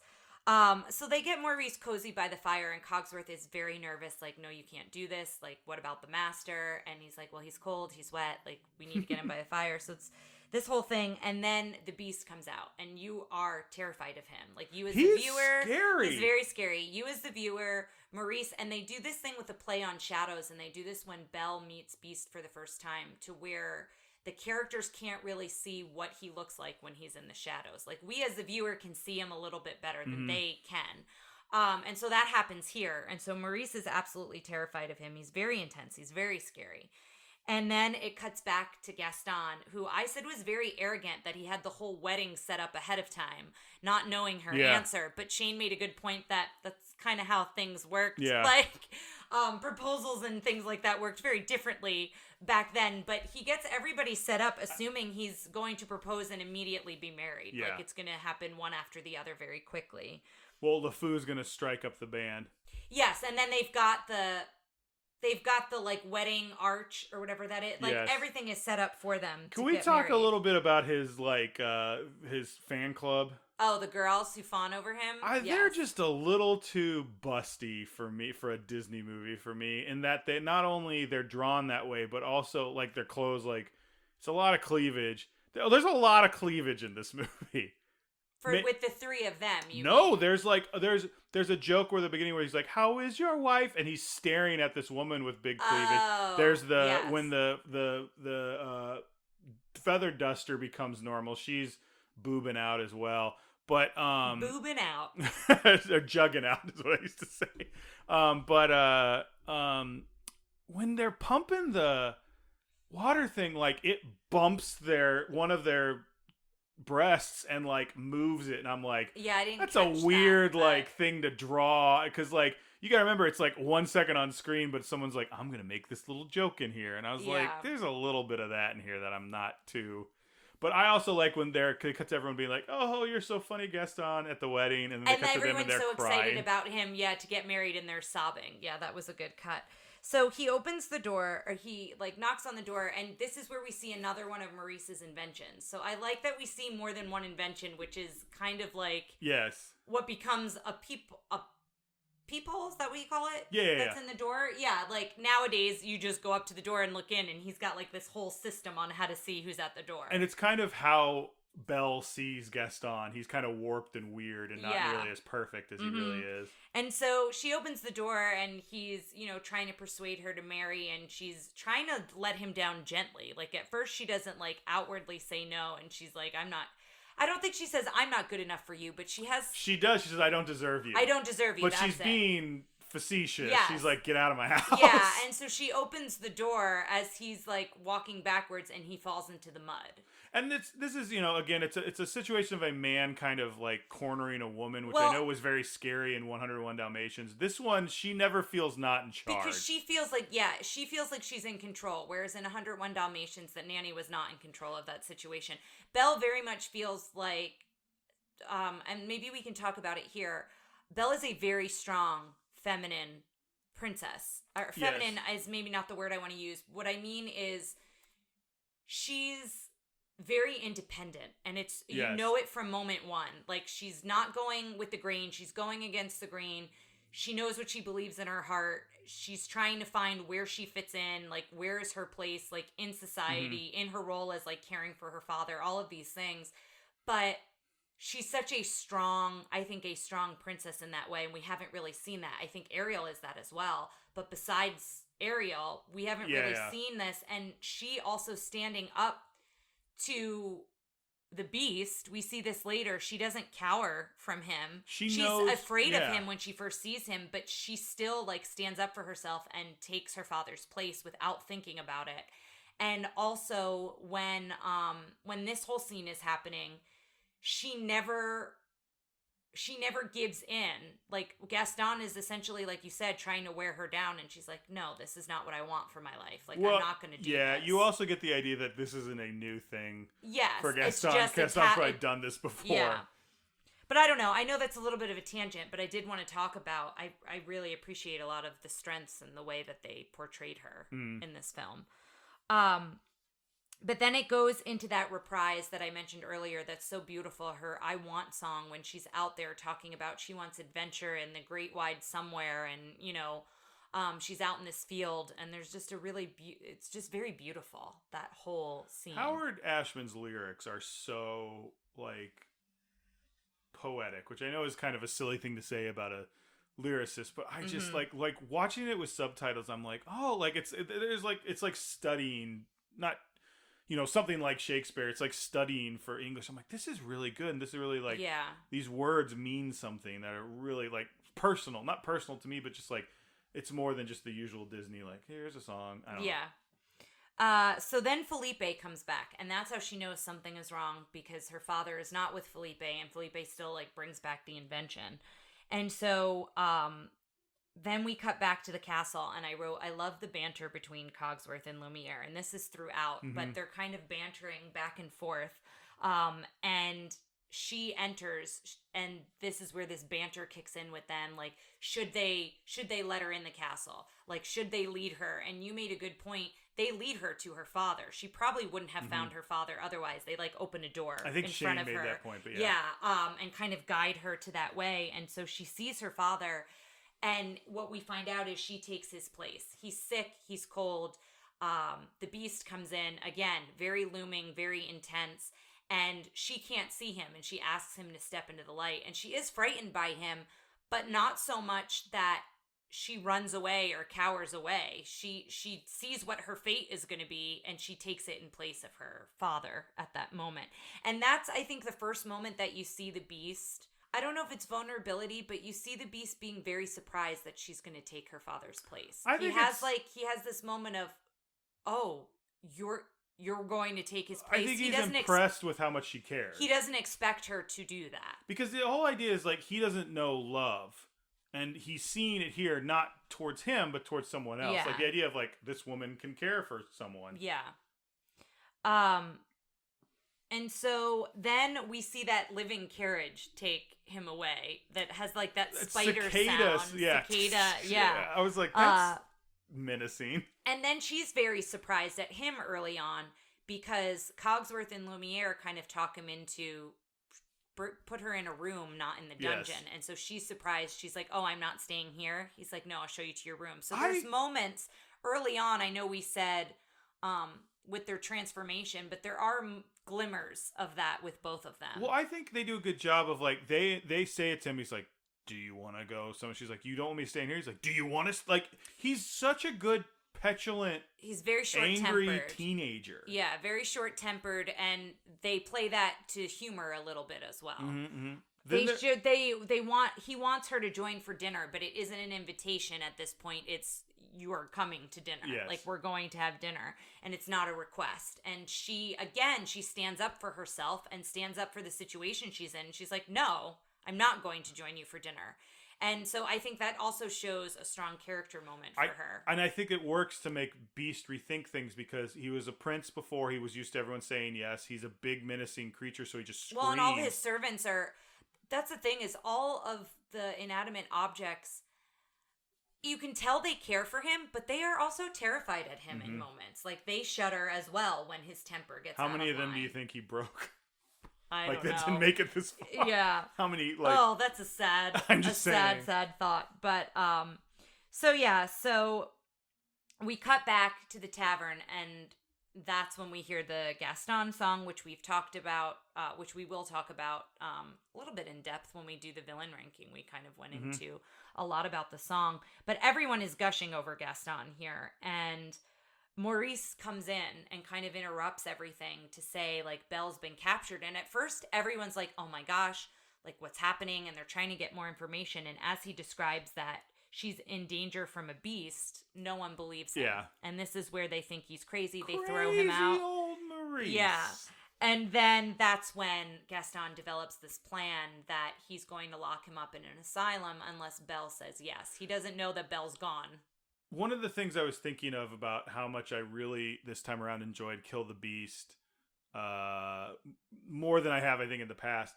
Gaston doesn't sing Gaston. Like, I always forget that. It's LeFou singing most of Gaston. Gaston sings a little, but he's got that crazy operatic singing voice, and you really get to hear it in Kill the Beast. But I do like the little bit. He was like, it's silly, but it's like when he does his reprise. When he sings about the eggs and stuff too. Oh, and then the reprise as is well. mostly him, and that's when you get that very. His voice is just fascinating, even though he just looks like the saxophone player from Huey Lewis in the News. But anyway. So then it cuts back to where Belle meets Chip, Mrs. Potts in the wardrobe. They're trying to get her ready for dinner to encourage her to go down with the Beast. And the Beast becomes very angry waiting for her. And eventually she tells Cogsworth no, and Cogsworth has to relay that news. And that's a moment where you see he's very nervous to tell him that she's not going to come down for dinner. And so they're trying to coach the Beast at this point. And it was interesting because I don't think they're manipulative of Belle, but I was thinking a lot about these inanimate objects. Their motivation is obviously they want to be people again, right? Like, they are helping him, but they're helping him because they want to be people again. And so it is interesting because for them to help him, they have to help her. And so I think they feel honest that they do really like her. Yes. But I got like this kind of weird, like, not icky feeling, but kind of like they have an ulterior motive that she doesn't know about here. Yeah, but I think it was done honestly. Yeah, I think they do it in a way that doesn't make it seem schemy, but it's also like they've got like 3 days to like not be this anymore. I don't know. It's just like I understand their motivation, and they seem like kind enough people even when that motivation is fulfilled. Yeah, I'm not saying that, but it was an interesting way to think about it. There's you get their, arc a little bit more is we need to make her fall in love with him. Oh, we really like Belle. Oh, look at them come together. Like, and then at the end, there's a little bit of like, oh, this could work. Like, it's not like, we have to make this work. Like, it starts working organically, and they kind of fall back into just being genuinely good people or things. Yeah, I would agree with that. So as they're trying to, talk her and get her ready for dinner, his temper is getting, shorter and shorter, his fuse, and they're trying to coach him to be a gentleman. So there's a little bit of humor here in like how he should be a gentleman. Is this where they doll him up, or is that later? That's later when they give him a haircut. I love that scene. So then he goes to the door, and that's where his temper, they're coaching him to be a gentleman, goes to the door. He gets super angry and he basically storms off. But I think she refuses. She doesn't want to join him. I think that's moment. a good thing to learn from this. I think it's a good thing for any of you parents out there to teach your young men in your lives, is that you still need to be polite, but that doesn't necessarily mean, that doesn't entitle you to a woman saying yes.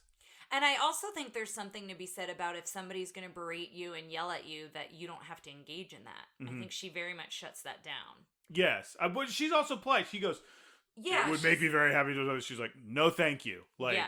So after all of that happens, she wants to go explore. So she leaves the room. She wants to explore. She finds the kitchen. And then one of the best scenes, Be Our Guest, happens. It's so good. I love this song. I love this scene.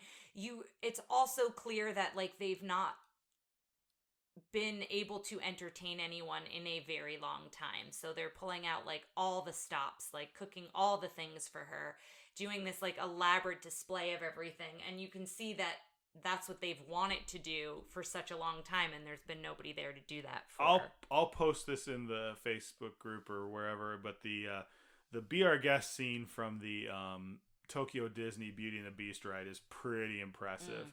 The way they, like, because you're in that room for a long time, and they kind of moving throughout. You're in a teacup, and they, like, turn you to look at something else, and when you turn back, they flipped everything. Like, they do all this stuff to, like, because it starts off and it's just a tiny room, dark room with a long table and her Which at one is end how and that Lumiere. starts. That's how the song starts. And then by the time of the end, there's a billion things in the room you didn't see were there. That's great.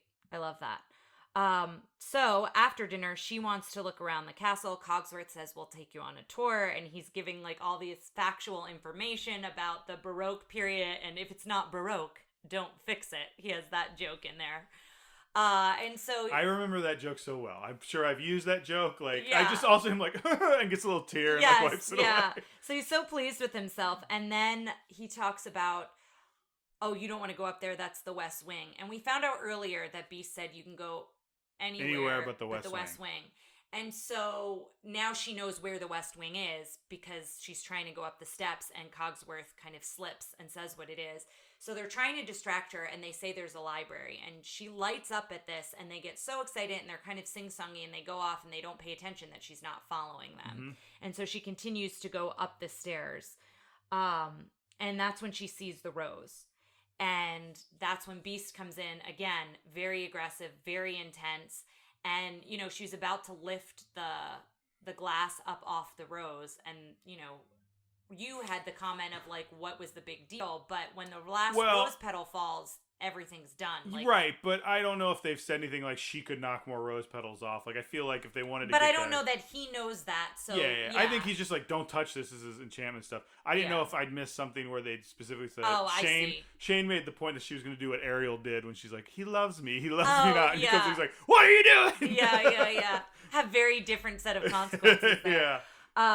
So then she runs off. She leaves, and she takes Felipe, we find out, has stayed behind, and she runs off. And then that's where this gets pretty dark. This part is pretty scary. And the Beast in general, apparently, up to this point, is somewhat scary, thinking about, like, children watching it. I mean, I watched it relatively young. It's intense, but there are moments, but the wolves corner her.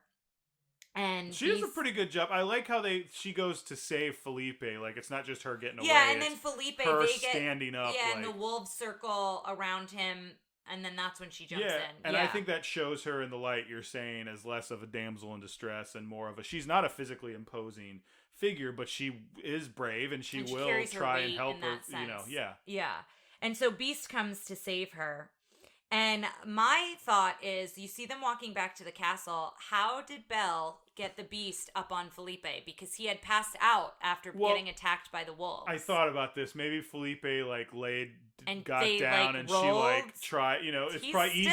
It's still that he weighs like 600 pounds. And that's like, or quote unquote, dead weight because he's, like, passed out. So he's not helping her. But yeah, so that was just that was a Eric statue in Ariel's grotto moment. But then it cuts back to the castle, and her trying to care for him. And I wrote here, she doesn't back down. So this is another moment where, like, he's saying, oh, it hurts, and I don't want you to do this. And she's he's being a little baby again. Yeah, but she's very matter-of-fact with him. And she's very stern with him, which I think is what he needs. Then it cuts to Gaston and the asylum plan. So we find out what he wants to do.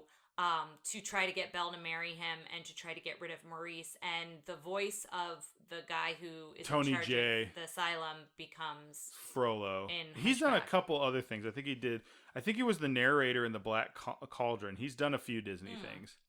So then we cut back to the castle, and now we're out in the snow. And this is a very kind of magical, whimsical moment. This is when they're falling in love, you know, and we're seeing it through that lens. And, you know, the Beast says he wants to do something special for her, and they talk about what they should do, and they're like, oh, I have an idea, and it's the library. And he makes her close her eyes, which is kind of a fun moment, because then he waves his hand in front to make sure her eyes are closed. He has a good bit of business there. I also like when he throws open the curtains and her eyes are still closed, and she does this kind of like she feels sunlight on her face. Yes. I don't know why I really like this whole scene. I said it while we were watching it, like it just fell so flat for me in the live action, and in this one it's a really exciting moment because we know how much she loves to read, right? Yeah. They've set that up so early on. We know that she's really going to enjoy this library. And then when we the viewer, get to see the library before she does. Like, as they walk into the room, as he opens the blinds, you see that it's just wall-to-wall books everywhere.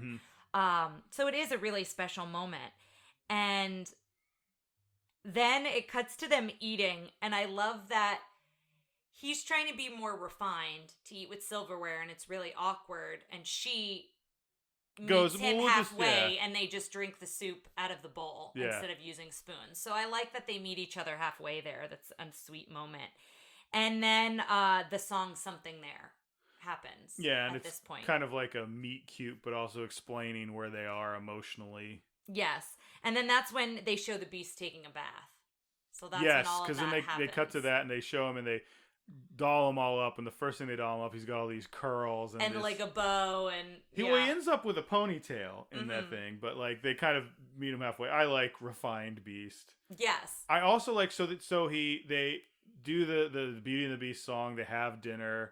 They go and they dance, and there's a part where she puts her head on him, and he looks so happy. I wrote that too. Yeah, I wrote. But then Beast he looks is so happy. But then he looks at Lumiere and Cogsworth like, guys, she likes me. It's so good. Like it's a really good moment, and it's a genuine feeling that you can identify with. The Beast, they do such a good job of giving him, like, he has such a range of emotions on that face, probably because it's not a human face and it's not bound to the constraints, like so they're able to make him like terrifying and then make him look so human and so happy. And I think that contrast, you can even identify those moments more when he's really excited or really happy. Yes. And the whole dancing scene of Beauty and the Beast is just very kind of entrancing, right? Seeing them dance around that ballroom. The ballroom done in CG and looks so gorgeous, like her dress. It's such an iconic scene. And it's so good. Yeah.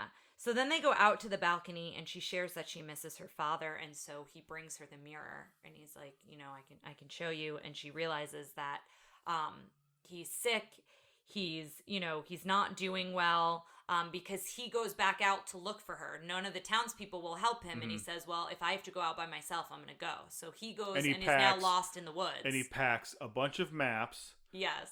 A compass and an astrolabe and a pair of long underwear, and just I was like, what is he packing? Sets out, and so as she sees that, she's pretty upset, and he says, "You're no longer my prisoner. You can go to him." I think they do this in a good way because I think us, the audience, have almost kind of forgot she's a prisoner too, and I feel like that's what we're supposed to feel with the characters. Is he's like, you know, not like he's been like, you've been a prisoner this whole time. She's been like, am I not a prisoner? I'm not a prisoner. But she just goes, they both seem to have forgotten this arrangement. And he's like, get out of here.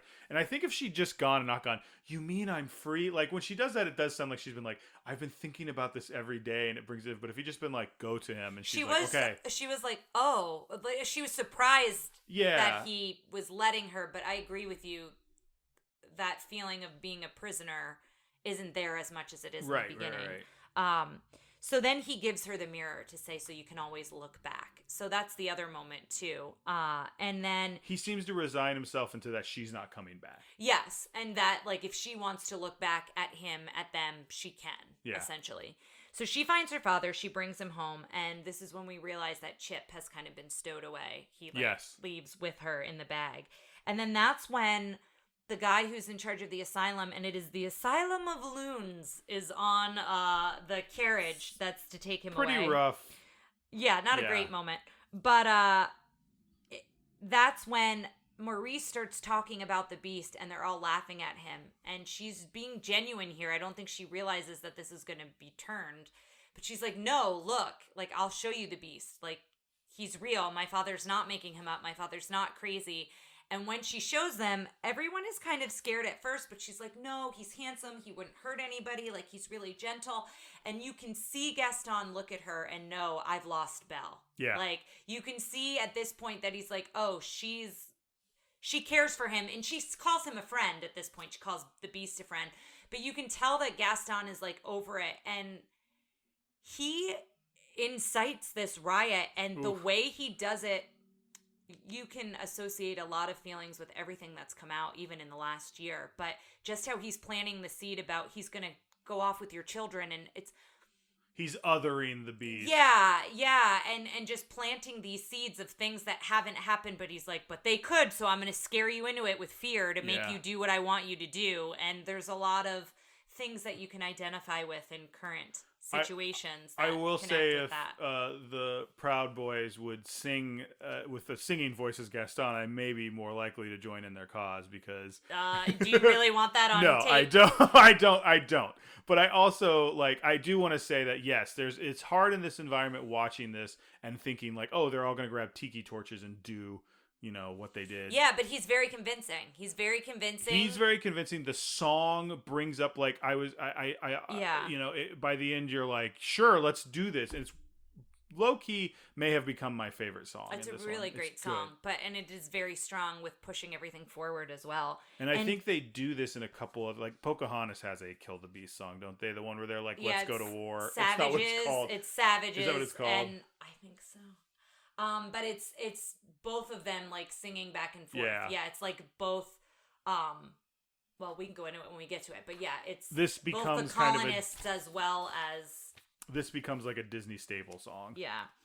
So they wind up trapping Belle and Maurice kind of in the basement or the storm cellar is what it kind of seems to be. So you're seeing all the townspeople getting ready to prepare to fight. And as they're at the door of the castle and they've got the giant log to break down the door, we notice that lyric, 50 Frenchmen can't be wrong. So guys, Shane has come back. He has done his religious duties. I'm sorry if this makes the timing of the podcast more awkward, but here we are. Not at all. No, it's great. It was a very exciting surprise. But yes, we were talking about the 50 Frenchmen can't be wrong. And as you said, Shane, indeed they can. Yes. And so then that's when the fight happens between all of the objects, and it's such a great scene. And there's a lot of humor played in this as well. I love Lumiere when he's pretending to be, when they're trying to be just the design with just the little eyes, the little L's for his eyes. Mm-hmm. But I do like when they pick up, he's like, now! And they're all just... Yeah. I like when they walk in and it's just this cluster of furniture. Yes, it looks like they were moving out. Yes. Very inconspicuous. Exactly. One thing I noticed was the shadow of the guy holding the mace, and the mace kept hitting him in the head. And I was like, why not just let go? He kept being convinced that maybe he could use this it to fight back. This time will be different. Yeah. Yes, exactly. So then it cuts back to Chip, and he gets the wood chopping machine, the invention, going, and that's how he frees Belle and Maurice, and then they're kind of on their way to head to the castle as well. So that's happening. And then all the townspeople wind up running away, and there's this very triumphant victory. Everyone is cheering that they've kind of held their own, and they fought back all the townspeople away from the castle. And then it cuts to Beast alone in a room. Well, yeah, Gaston is kind of sneaking through the castle, but looking for the beast. It's almost funny because he's the beast could know. It's just no, I don't care. No one's attacking him, but he's I almost want him to be sneak, sneak, sneak. Yeah, I don't know. Yeah. He's got some what's his face from Emperor's New Groove energy there, where he's Kronk. Kronk, thank you. He should be singing his own theme music, moving through. the muted bass. Dum, dum, dum, Oh, dum. in his head, he's like, no one sneaks like Gaston. Yeah. Well, and like, why is nobody attacking him? He's clearly like the biggest threat. Like, they're all attacking these little wiry dudes while we let the big beefy guy just charge through. Anyway. Yeah. But at this point, the Beast has truly given up, and you can see that. You know, he thinks it's done. I mean, there's like one rose petal left. Belle has left. Now all these people are coming to attack. He's basically just given up. And so Gaston tries to fight him. He shoots the arrow at him, tries to fight him. Oh, yeah, hits him. Yeah, and he's just kind of like, yeah, whatever. Like, very, very much like kind of come to terms with what's happening. And this is where Gaston starts to look wild. Like, his hair is down. It's in his face. He's got kind of like the crazy eyes going a little bit. And the minute that the Beast hears Belle and realizes she came back for him, she came back to help, that's when his motivation turns. I love when he grabs it. It's like, now it's on. Like, I just, that feeling of you're all in big, big trouble. Yeah. Like, well, and then that moment where Gaston pleads with him for his life, and in the beginning of the film, you know that the Beast would have just dropped him without thinking about it. Yeah. And you see the emotion again on his face change to let him go. And then he goes to Belle and he climbs up. Belle, I guess, made it very quickly from the entrance all the way up to that castle out on that She knows the balcony. castle very well by that point. That is true. Yeah. She does know it well by now. But he climbs up to meet her, and then that's when she sees Gaston, and that's another really intense moment, seeing him come from, like, in the shadows, and he winds up stabbing him in the side, and then he falls from a very great height. He, apparently, if you pause that, you can see, like, skull and crossbones in his eyes as he's about to fall. Really? His skull Wow. is, like, yeah. Oh, like, wow. Right as he's about to fall, like, oh, no. Like, so he definitely does not survive that fall, then. I think I that would would be say the implication. no. Yeah. Unless there's, like, a friendly mattress salesman down at, I don't know, someone like, I need the wardrobe catches him. Yeah, I need to move these pillows, and this is the only time to do it in the rain. I don't know, just something down there. But then we see the Beast, and the Beast and Belle have this really powerful moment between one another, and he's like, I'm glad I could see you one last time. And this, I read that they wanted it to feel like a tragedy. They wanted the viewer to not be sure if he was going to come back to life or not. And I think it does. Yes, it's a Disney film, but I think it has that feeling where there is a moment where you're like, oh, maybe this is like how it's going to be. If this was truly a French film, that's how it would have ended. That is true. And there's a pause. Like, they pause it in a way that, makes you kind of second guess what you think might happen. When she says, when he dies, or, his hit points drop down to 0 and he has to do a death roll. He's in bleed out, yeah. She says, I love you. And that, we talk about how this movie wasn't as empowering as, it wasn't as impactful as Little Mermaid, but that scene really got to me. Like, I does anybody else have this? I think people do, but I've never actually asked. It's a feeling I have where it's like, if this feeling persisted, I would cry, but it's just like that welling up. I feel it in my eyes and my chest. You feel it like build up, but it doesn't actually, I'm not crying, but I'm like, oh, if this continued for 30 seconds, there would be tears. But right now I'm just like, it's like, start your engines for tears is what it feels like. Well, and it is just a very touching moment. And the minute she says that, then everything starts to transform. Yes. But not the objects yet. The objects don't transform until she kisses him. Like, then they show that. But yeah, the castle transforms and he transforms. It's interesting to me because the I love you there, like, I agree, like, it's a very well constructed moment, but it doesn't feel like an earned I love you. Like, and the same note about the accelerated timelines of these kinds of things. But I'm comparing it to like, when you have magic that involves true love, which Disney likes to do a lot. But I'm thinking specifically of Little Mermaid, like, but we see the contract succeeding there. Like, the true love does not happen within 3 days, and it takes her father's magic at the end. But here it's like, okay, was this enough love that, like, the Enchantress's spell should be broken? Like, I don't know. I think that's partially why the Enchantress, again, they're trying to, like, answer questions that aren't necessarily done well. But in the live action one, like, she's actually a character, and she shows up and goes, okay, bam. Like, but did that make it better, though? Like, yeah. I don't know. I mean, she was. I like the idea of her seeing this whole like. I, the viewer, watched this movie and I was happy of their true love, so I was cool with Sure, that. So and it's a fairy I was the tale. Enchantress watching the movie, yeah. Yeah. But as that happens, we then see they dance, and it ends with the stained glass. So it ends with them. Yes. The stained glass is how it ends. I have a question. Okay. Did Mrs. Potts get with Belle's dad? Maurice, yeah, they have like kind of a loving moment, but I don't know if it's just like they're both happy for their kids. Like she's just happy that Chip is like a kid again. And like, but and they all kind of look very similar, so that's why I'm like, they must be a couple now. But they do have kind of this look that they give one another at the end. Yeah. I don't know. I just wonder if anybody else read into that like I did. No, what did you think, Shane? Well, it's like the same way, like, yeah, it's like we'll pair the old people up. It's the same way like 90s TV shows would like pair up the two black characters. Yeah. It's just kind of like, well, they're going to date now. And you're like, why? Because, you know, look at them. And well, because apparently Mrs. Potts is, what was I going to say? How old do we think Mrs. Potts was when she had Chip? Because he's a very young boy. She could also be like a foster parent. Doesn't have to be her biological child. Because if you remember, there was that whole cupboard. Like, those can't all be her children. All those. So she runs an orphanage as a side hustle. I feel like that would have been a point that the Enchantress could have taken into account if she had known about that. It's like, man, this man's horrific, but look, he's providing a home for these orphans. So we have our questions we ask at the end, and we're going to go over those real quick. Oh, I'm glad I made it back in time. So first off, how was the princess? And this one, unlike some of our other movies, it's easy to establish the princess. This one, it's Belle. Yes, and I kind of gushed on her independence earlier, but I'm curious about your thoughts, Shane. But I really felt she was very commanding, and she was very much like, you know, this is who I am, and I have to kind of find my place in it. But she didn't really back down, not from Gaston or from the Beast in moments. I will say, Belle is also interesting in that she doesn't butt up against authority figures that we ever see. It's not like Ariel disobeying her father or something. Like, there's nobody...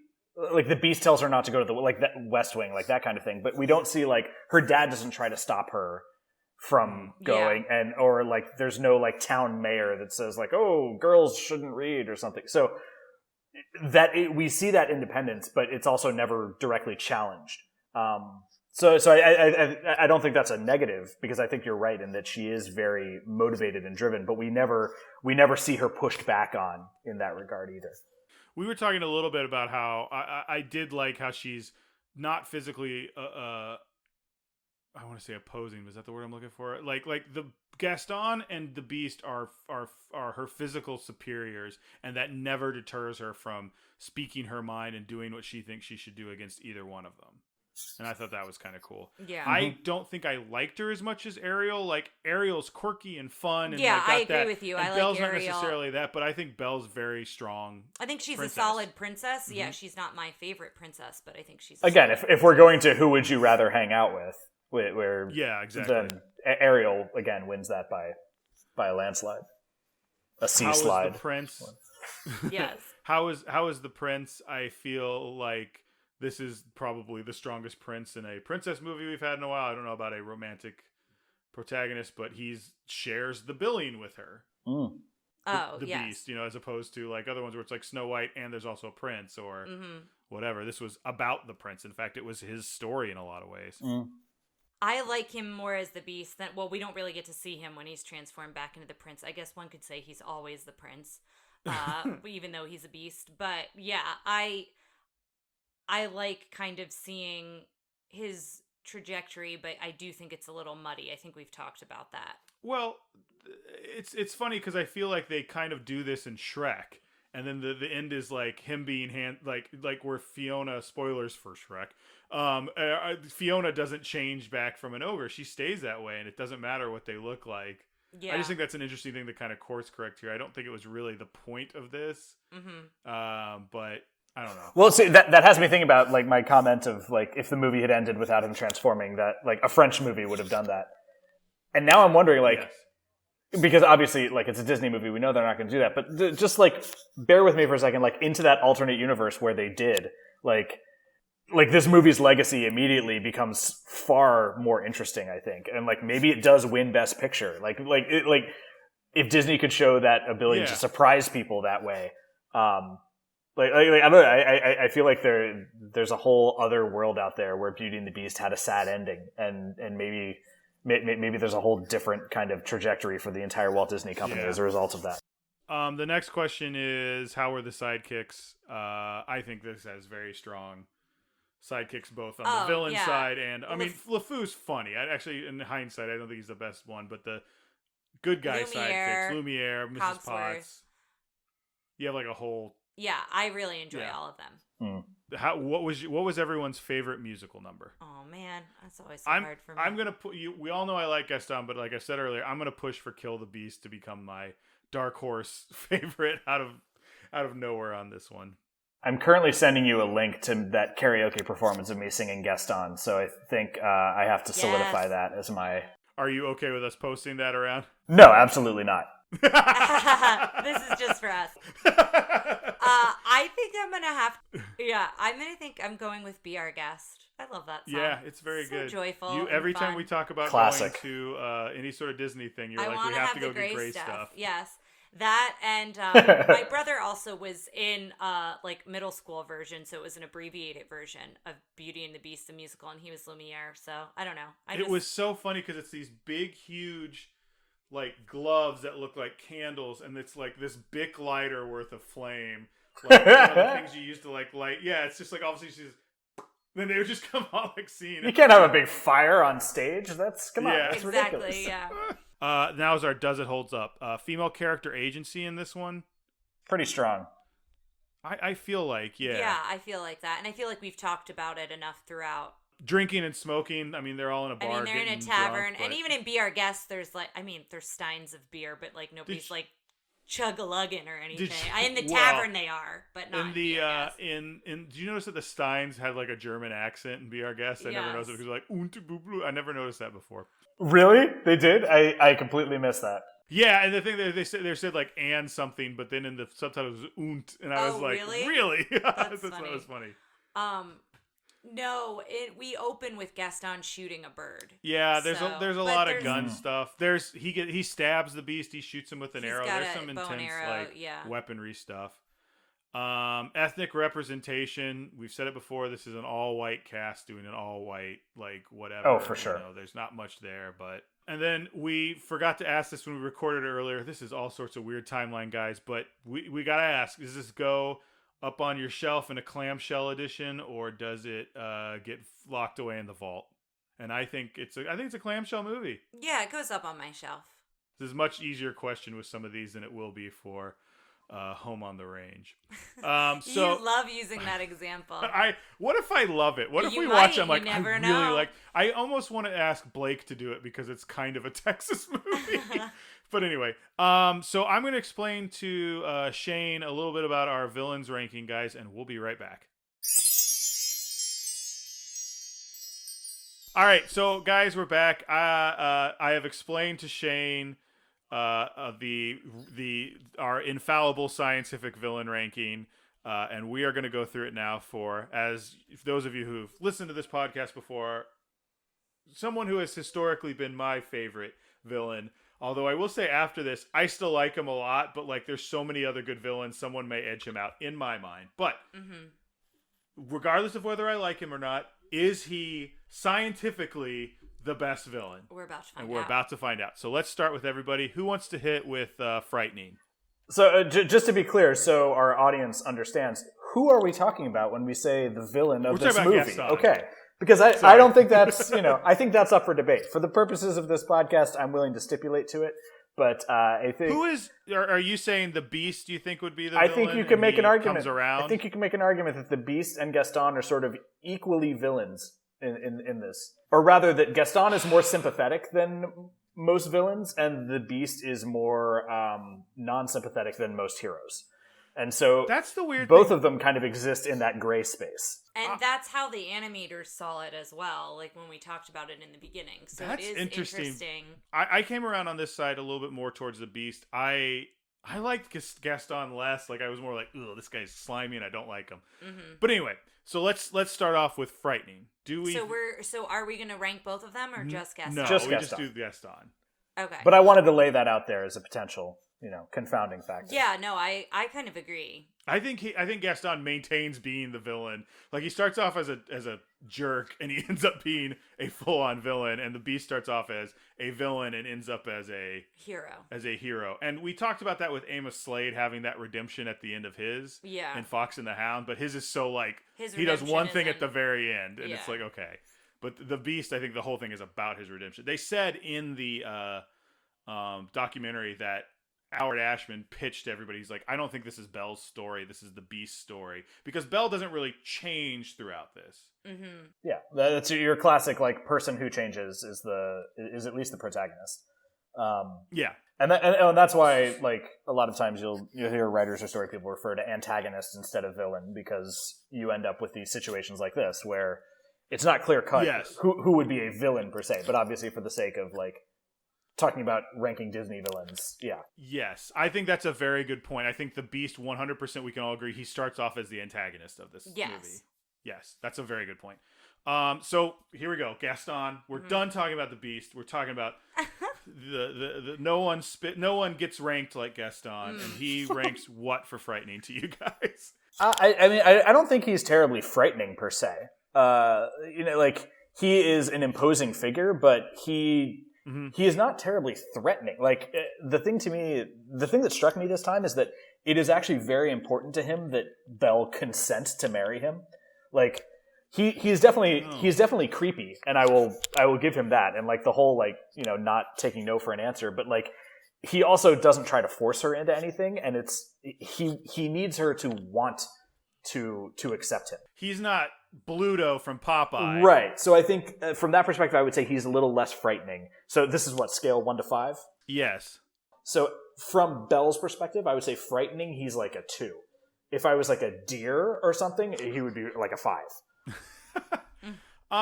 So I look at it as like the fact that he has the power in that town to lock Maurice up, like the fact that he pays for somebody to lock Maurice up, and the end scene, like in my notes I wrote like how wild he gets, like his hair, like he's full out like crazed when he goes to kill the You might beast. say bestial. Yes, yeah, he takes on those traits. Like, they take on one another's traits a little bit. Like, the Beast becomes a little bit more charming, and then he becomes more aggressive and more animalistic. So for me, it's between a 3 and a 4 because of those two specific plot points. But I also agree with what you're saying as well. But I think I'm going to give him, I really want to give him a 3.5. I just don't know if I want to give him a 4 or not. But I think that those 2 points, like, it's pretty intense that he can just, like, lock Maurice up and use that as a bargaining chip. Like, he's very manipulative in that sense.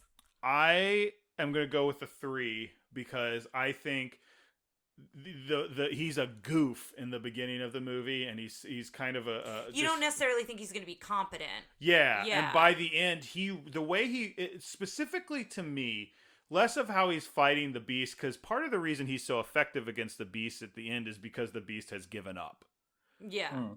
But the thing that really to me was the scariest about him was his ability. Like, I will say it's a little bit hard to watch this character through the lens of modern day. And I know you said like he wants her consent, but like he's also like I'm gonna wear you down to your consent and that sort of thing. But also his ability to rally a riot and a mob, like had some real Charlottesville vibes. Like, right, but is it Charlotte or Charlotte? I gotta mix that Charlottesville. But I think it's at some level that also speaks to his personal charisma, which I think decreases his like the townspeople, mobs are mobs, and I'm not, defending that. But there is something to the fact that you've often been a defender of mobs. I remember that. I'm gonna go with a 3 as well. Okay, so two 3s and a 2. Funny. So I think LeFou is where the humor comes from more than him. Like, I don't know. Like, I'm trying to think back. Like, the song is funny, but the song is funny because of, like, the reactions that the townspeople are giving in the tavern, the song Gaston. And I think LeFou has a lot of comedic. Yeah. I think he, like, balances them out. I don't know that Gaston himself is very funny. Yeah. So what number would you assign to that? I think a 2. Yeah, okay. Which I'm actually surprised, but, like, Yeah, he's Well, become... No, well, because I'm imagining, like, I think when you're assessing the villain, you do have to take into account everything that comes with him too.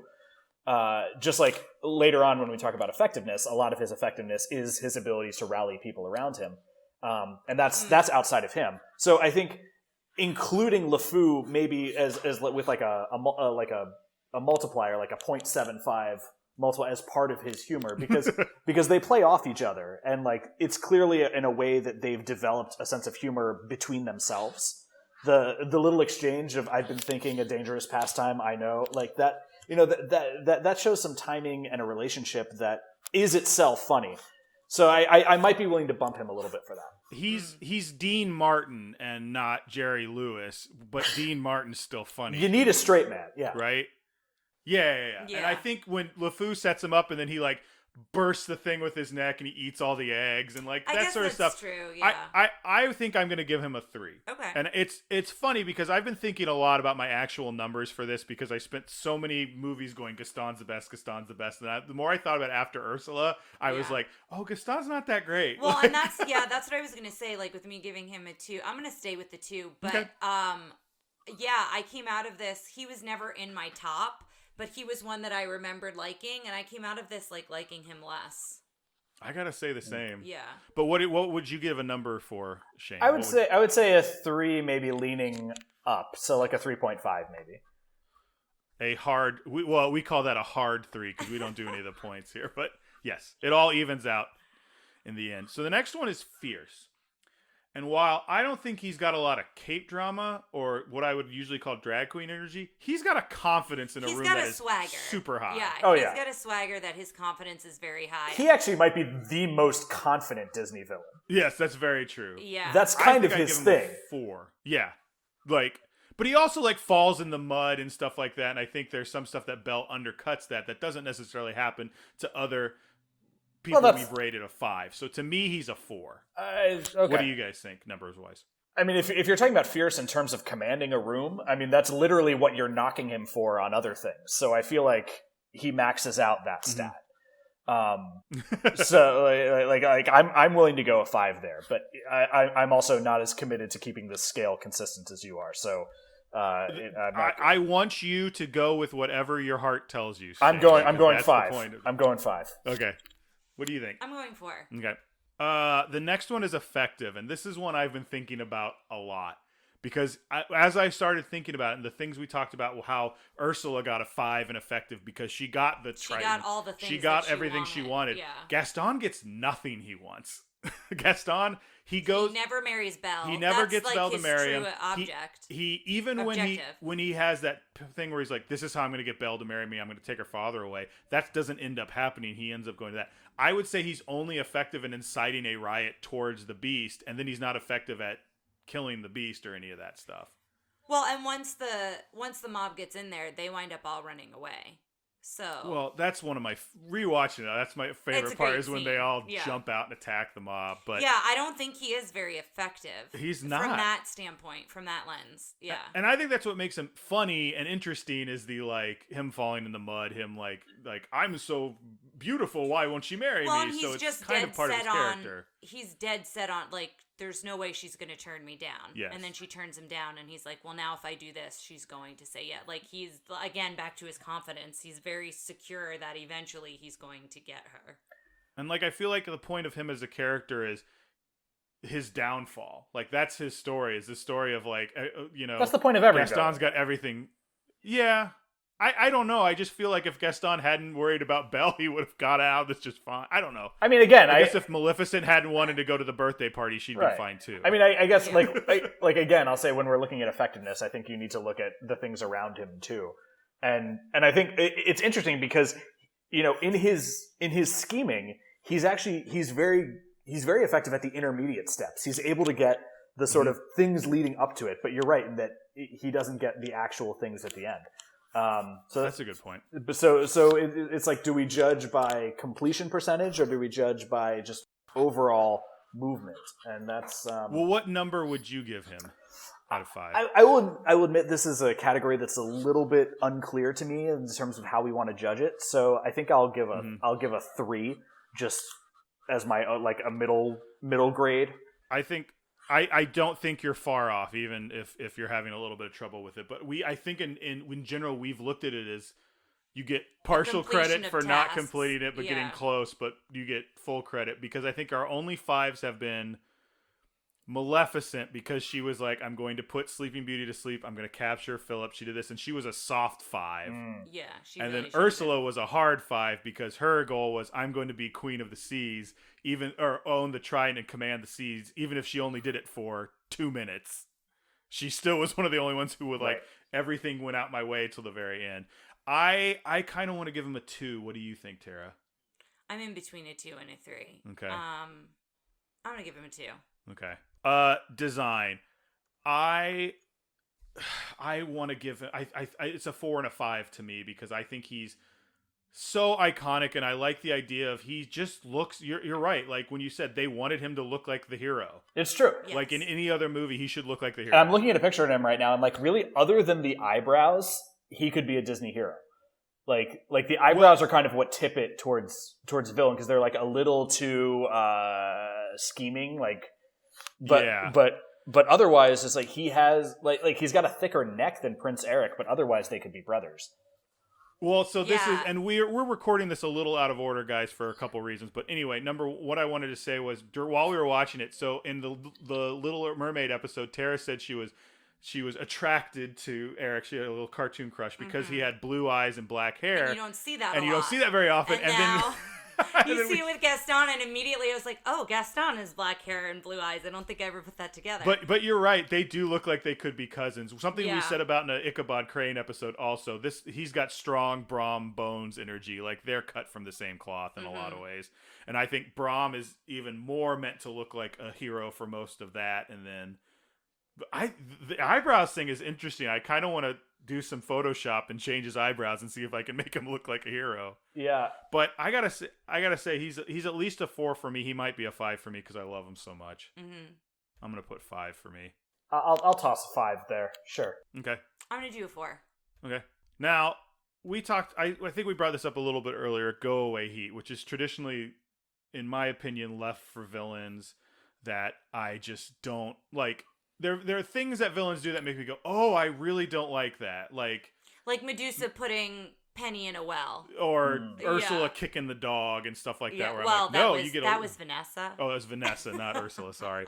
I don't know why. I mean, I think I called it earlier where it's very hard to watch this character because we've seen this type of person. It's toxic masculinity. He's all toxic masculinity, and he's a cartoon version of that. He's not nearly as harmful as what we've seen in the last few years, but it's hard to distance that from them. So he gets like 3 go away heat from me. Yeah. Because it was like really hard for me to watch that and go, this guy sounds like the guys on Twitter. This is if Ben Shapiro was in a larger body. Like this is stuff like that. Like it's very hard to watch. At the same time, he does seem to be the life of the party in the way that Ben Shapiro is not. Yes, he does seem likable in some other ways. He gets the whole tavern singing along with him. Like that's an achievement. And I also does he own the tavern? Because he says I use antlers in all of my decorating, or is he just decorating? Or they're like paying tribute to like all of his point. Okay. Like maybe they're displaying his stuff. But I also think there's something to be said. Like we find out in the very beginning that Belle is not like everyone else. I feel like everyone else in that town, they're sheep, right? Belle's like not the sheep. And I feel like that's part of it too. He's got this charisma that everybody's like, well, he's successful, he's handsome, he's charming, like, and they all kind of gravitate towards him. The other thing that gets me with go wait heat for him, I'm going to go back to the asylum. Like, I think that's a very dark moment. Like, that's very much like, oh God. But I think I'm going to give him a 3 for go away heat. Okay. What do you think? I'll go with a 3. All right. Yes factor. Now I'm going to give my score, and then you're both going to completely ignore it because mine is so biased. But I give him a 5. I love Gaston. Yeah. I think he's the villain I would most like to actually hang out with, which especially now that you've gone on about how he's all toxic masculinity, I feel weird about that. But I think like there is something where you're like, if you're around this guy, you are going to have a good time. You might end up going on a weird mobby rampage, but like you also might be singing in harmony in a bar, and like that's especially right now, I really miss being in bars and like leaning on other sweaty people and as we're singing terribly, and so there's something about like if you're with Gaston, you like basically if Gaston was married and didn't have this constant energy, I feel like he would actually be kind of an okay person to hang out with. I think he's similar to Batman or Tony Stark in that if Batman or Tony Stark were a real person in 2021 today, they would be terrible people. Sure, but well, like you want to root for them, just like look they're at cool Elon fictional Musk characters. Yes, I think that's what you get with this character is the cartoon version is a lot of fun, but like if you really think about it, it's like but that's I was thinking about this. I think it's less it's easier for me to not get so cringy about the things he does to Belle because he from minute one he goes, I am the villain. And you go, this is a Disney movie, he's the bad guy. I know like he's gonna get his own. Whereas like if this was a real movie and someone was a real life and someone's like, hey, we should get married and blah blah blah, and I'm the most, it's like she wouldn't get out of that situation. You wouldn't know a comeuppance is coming, and I think that's the problem with reality. But it's neither here nor there. Tara, what did Shane give? Did he give Shane a 5 gave a as 5. well? Right? I'll give a 5. Yeah. Yes. I'm gonna give him a 3. Ooh. I was very surprised, and we'll talk. I'll have talked about it earlier. Again, we're recording this a little out. Yeah, but I was very surprised at how disconnected I was from him, from the film in general. I expected to go into this one. I mean, I enjoyed it, but I had such an emotional reaction to The Little Mermaid, and I was expecting to have that with this, and I didn't. And so I think that really caught me off guard. So yeah, I wasn't and I think too, like I was looking at it through a different lens, and I was like, I'm not like super excited to see him. I thought I would be, but I wasn't like, I was excited that you were able to see him. Like when the Tavern song came, I was like, when Gaston song came, I was like excited for you because I know how much you like the song, right? Oh yeah. So it's a great song. I love the song, but yeah, I don't know. So I don't know why I'm trying to explain it. Like it's that's fine. how I feel. You could vote them all ones, and that's your call. It's your vote, my dear. So just so we know where he is tied for 9th with Shere Khan. Oh, all right. And I think that's a pretty good place to put him. I think he's a top 10 villain. Yeah, I would agree with that, even though my numbers were on the lower side. I think as we go, he's going to get out of the top 10 pretty quick. Yeah. Well, it's interesting too that he's alongside Shere Khan, because now I'm thinking of like Disney villains and queer coding, and how Gaston is like in the complete opposite direction of that. Yes, I was thinking about that a lot, that because we've done a run of like Ursula and things like that are definitely queer coded, and I think there's some queer coding which I'm not perfectly qualified to make this call, but it does feel like there's a lot of Beast queer coding, and some of that would be there, but not in the villain, which is interesting. Yeah. And we're about to get close to your gay uncle Jafar, who's going to show up here in a little bit. And especially like this era of Disney, like they could really only go one of those directions with their villains. Like there was, it was like either this incredibly toxic masculinity or like this, gay coded, like effeminate, soft spoken, whispering villain. Thank you so much for doing this, Shane. I know we had, you're on the other side of the world almost, so there's a little bit of that. Oh, thank you for inviting me. This has been great. We always ask our guests if they have something to plug, whether it's a personal project, something you've just been enjoying, during the pandemic, or just a sentiment you want to put out there in the world. Please plug away. So I feel like I need to plug the group I'm working with right now, which is the Jesuit Refugee Service, which is in over 50 countries in the world, with the mission to serve, advocate, and accompany refugees in every circumstance. I am based in the Middle East and North Africa region, and in Lebanon, we mainly work with Syrian refugees and some Palestinians, but it's a great organization doing some really good work. And if you wanted to support us, you can go to jrs.net/donate, and we would appreciate anything you can offer. Yeah, and we'll put that link up in all our social media when this goes out. Yes. Aladdin so is our next. next movie is Aladdin with All a very right. special guest who I don't think knows he's going to do it, but he is. Yes. Because we've asked these people so long ago at this point. So yeah, thanks guys, and we'll see you next time. Thanks for listening to Tara and Ryan's Princess Diaries.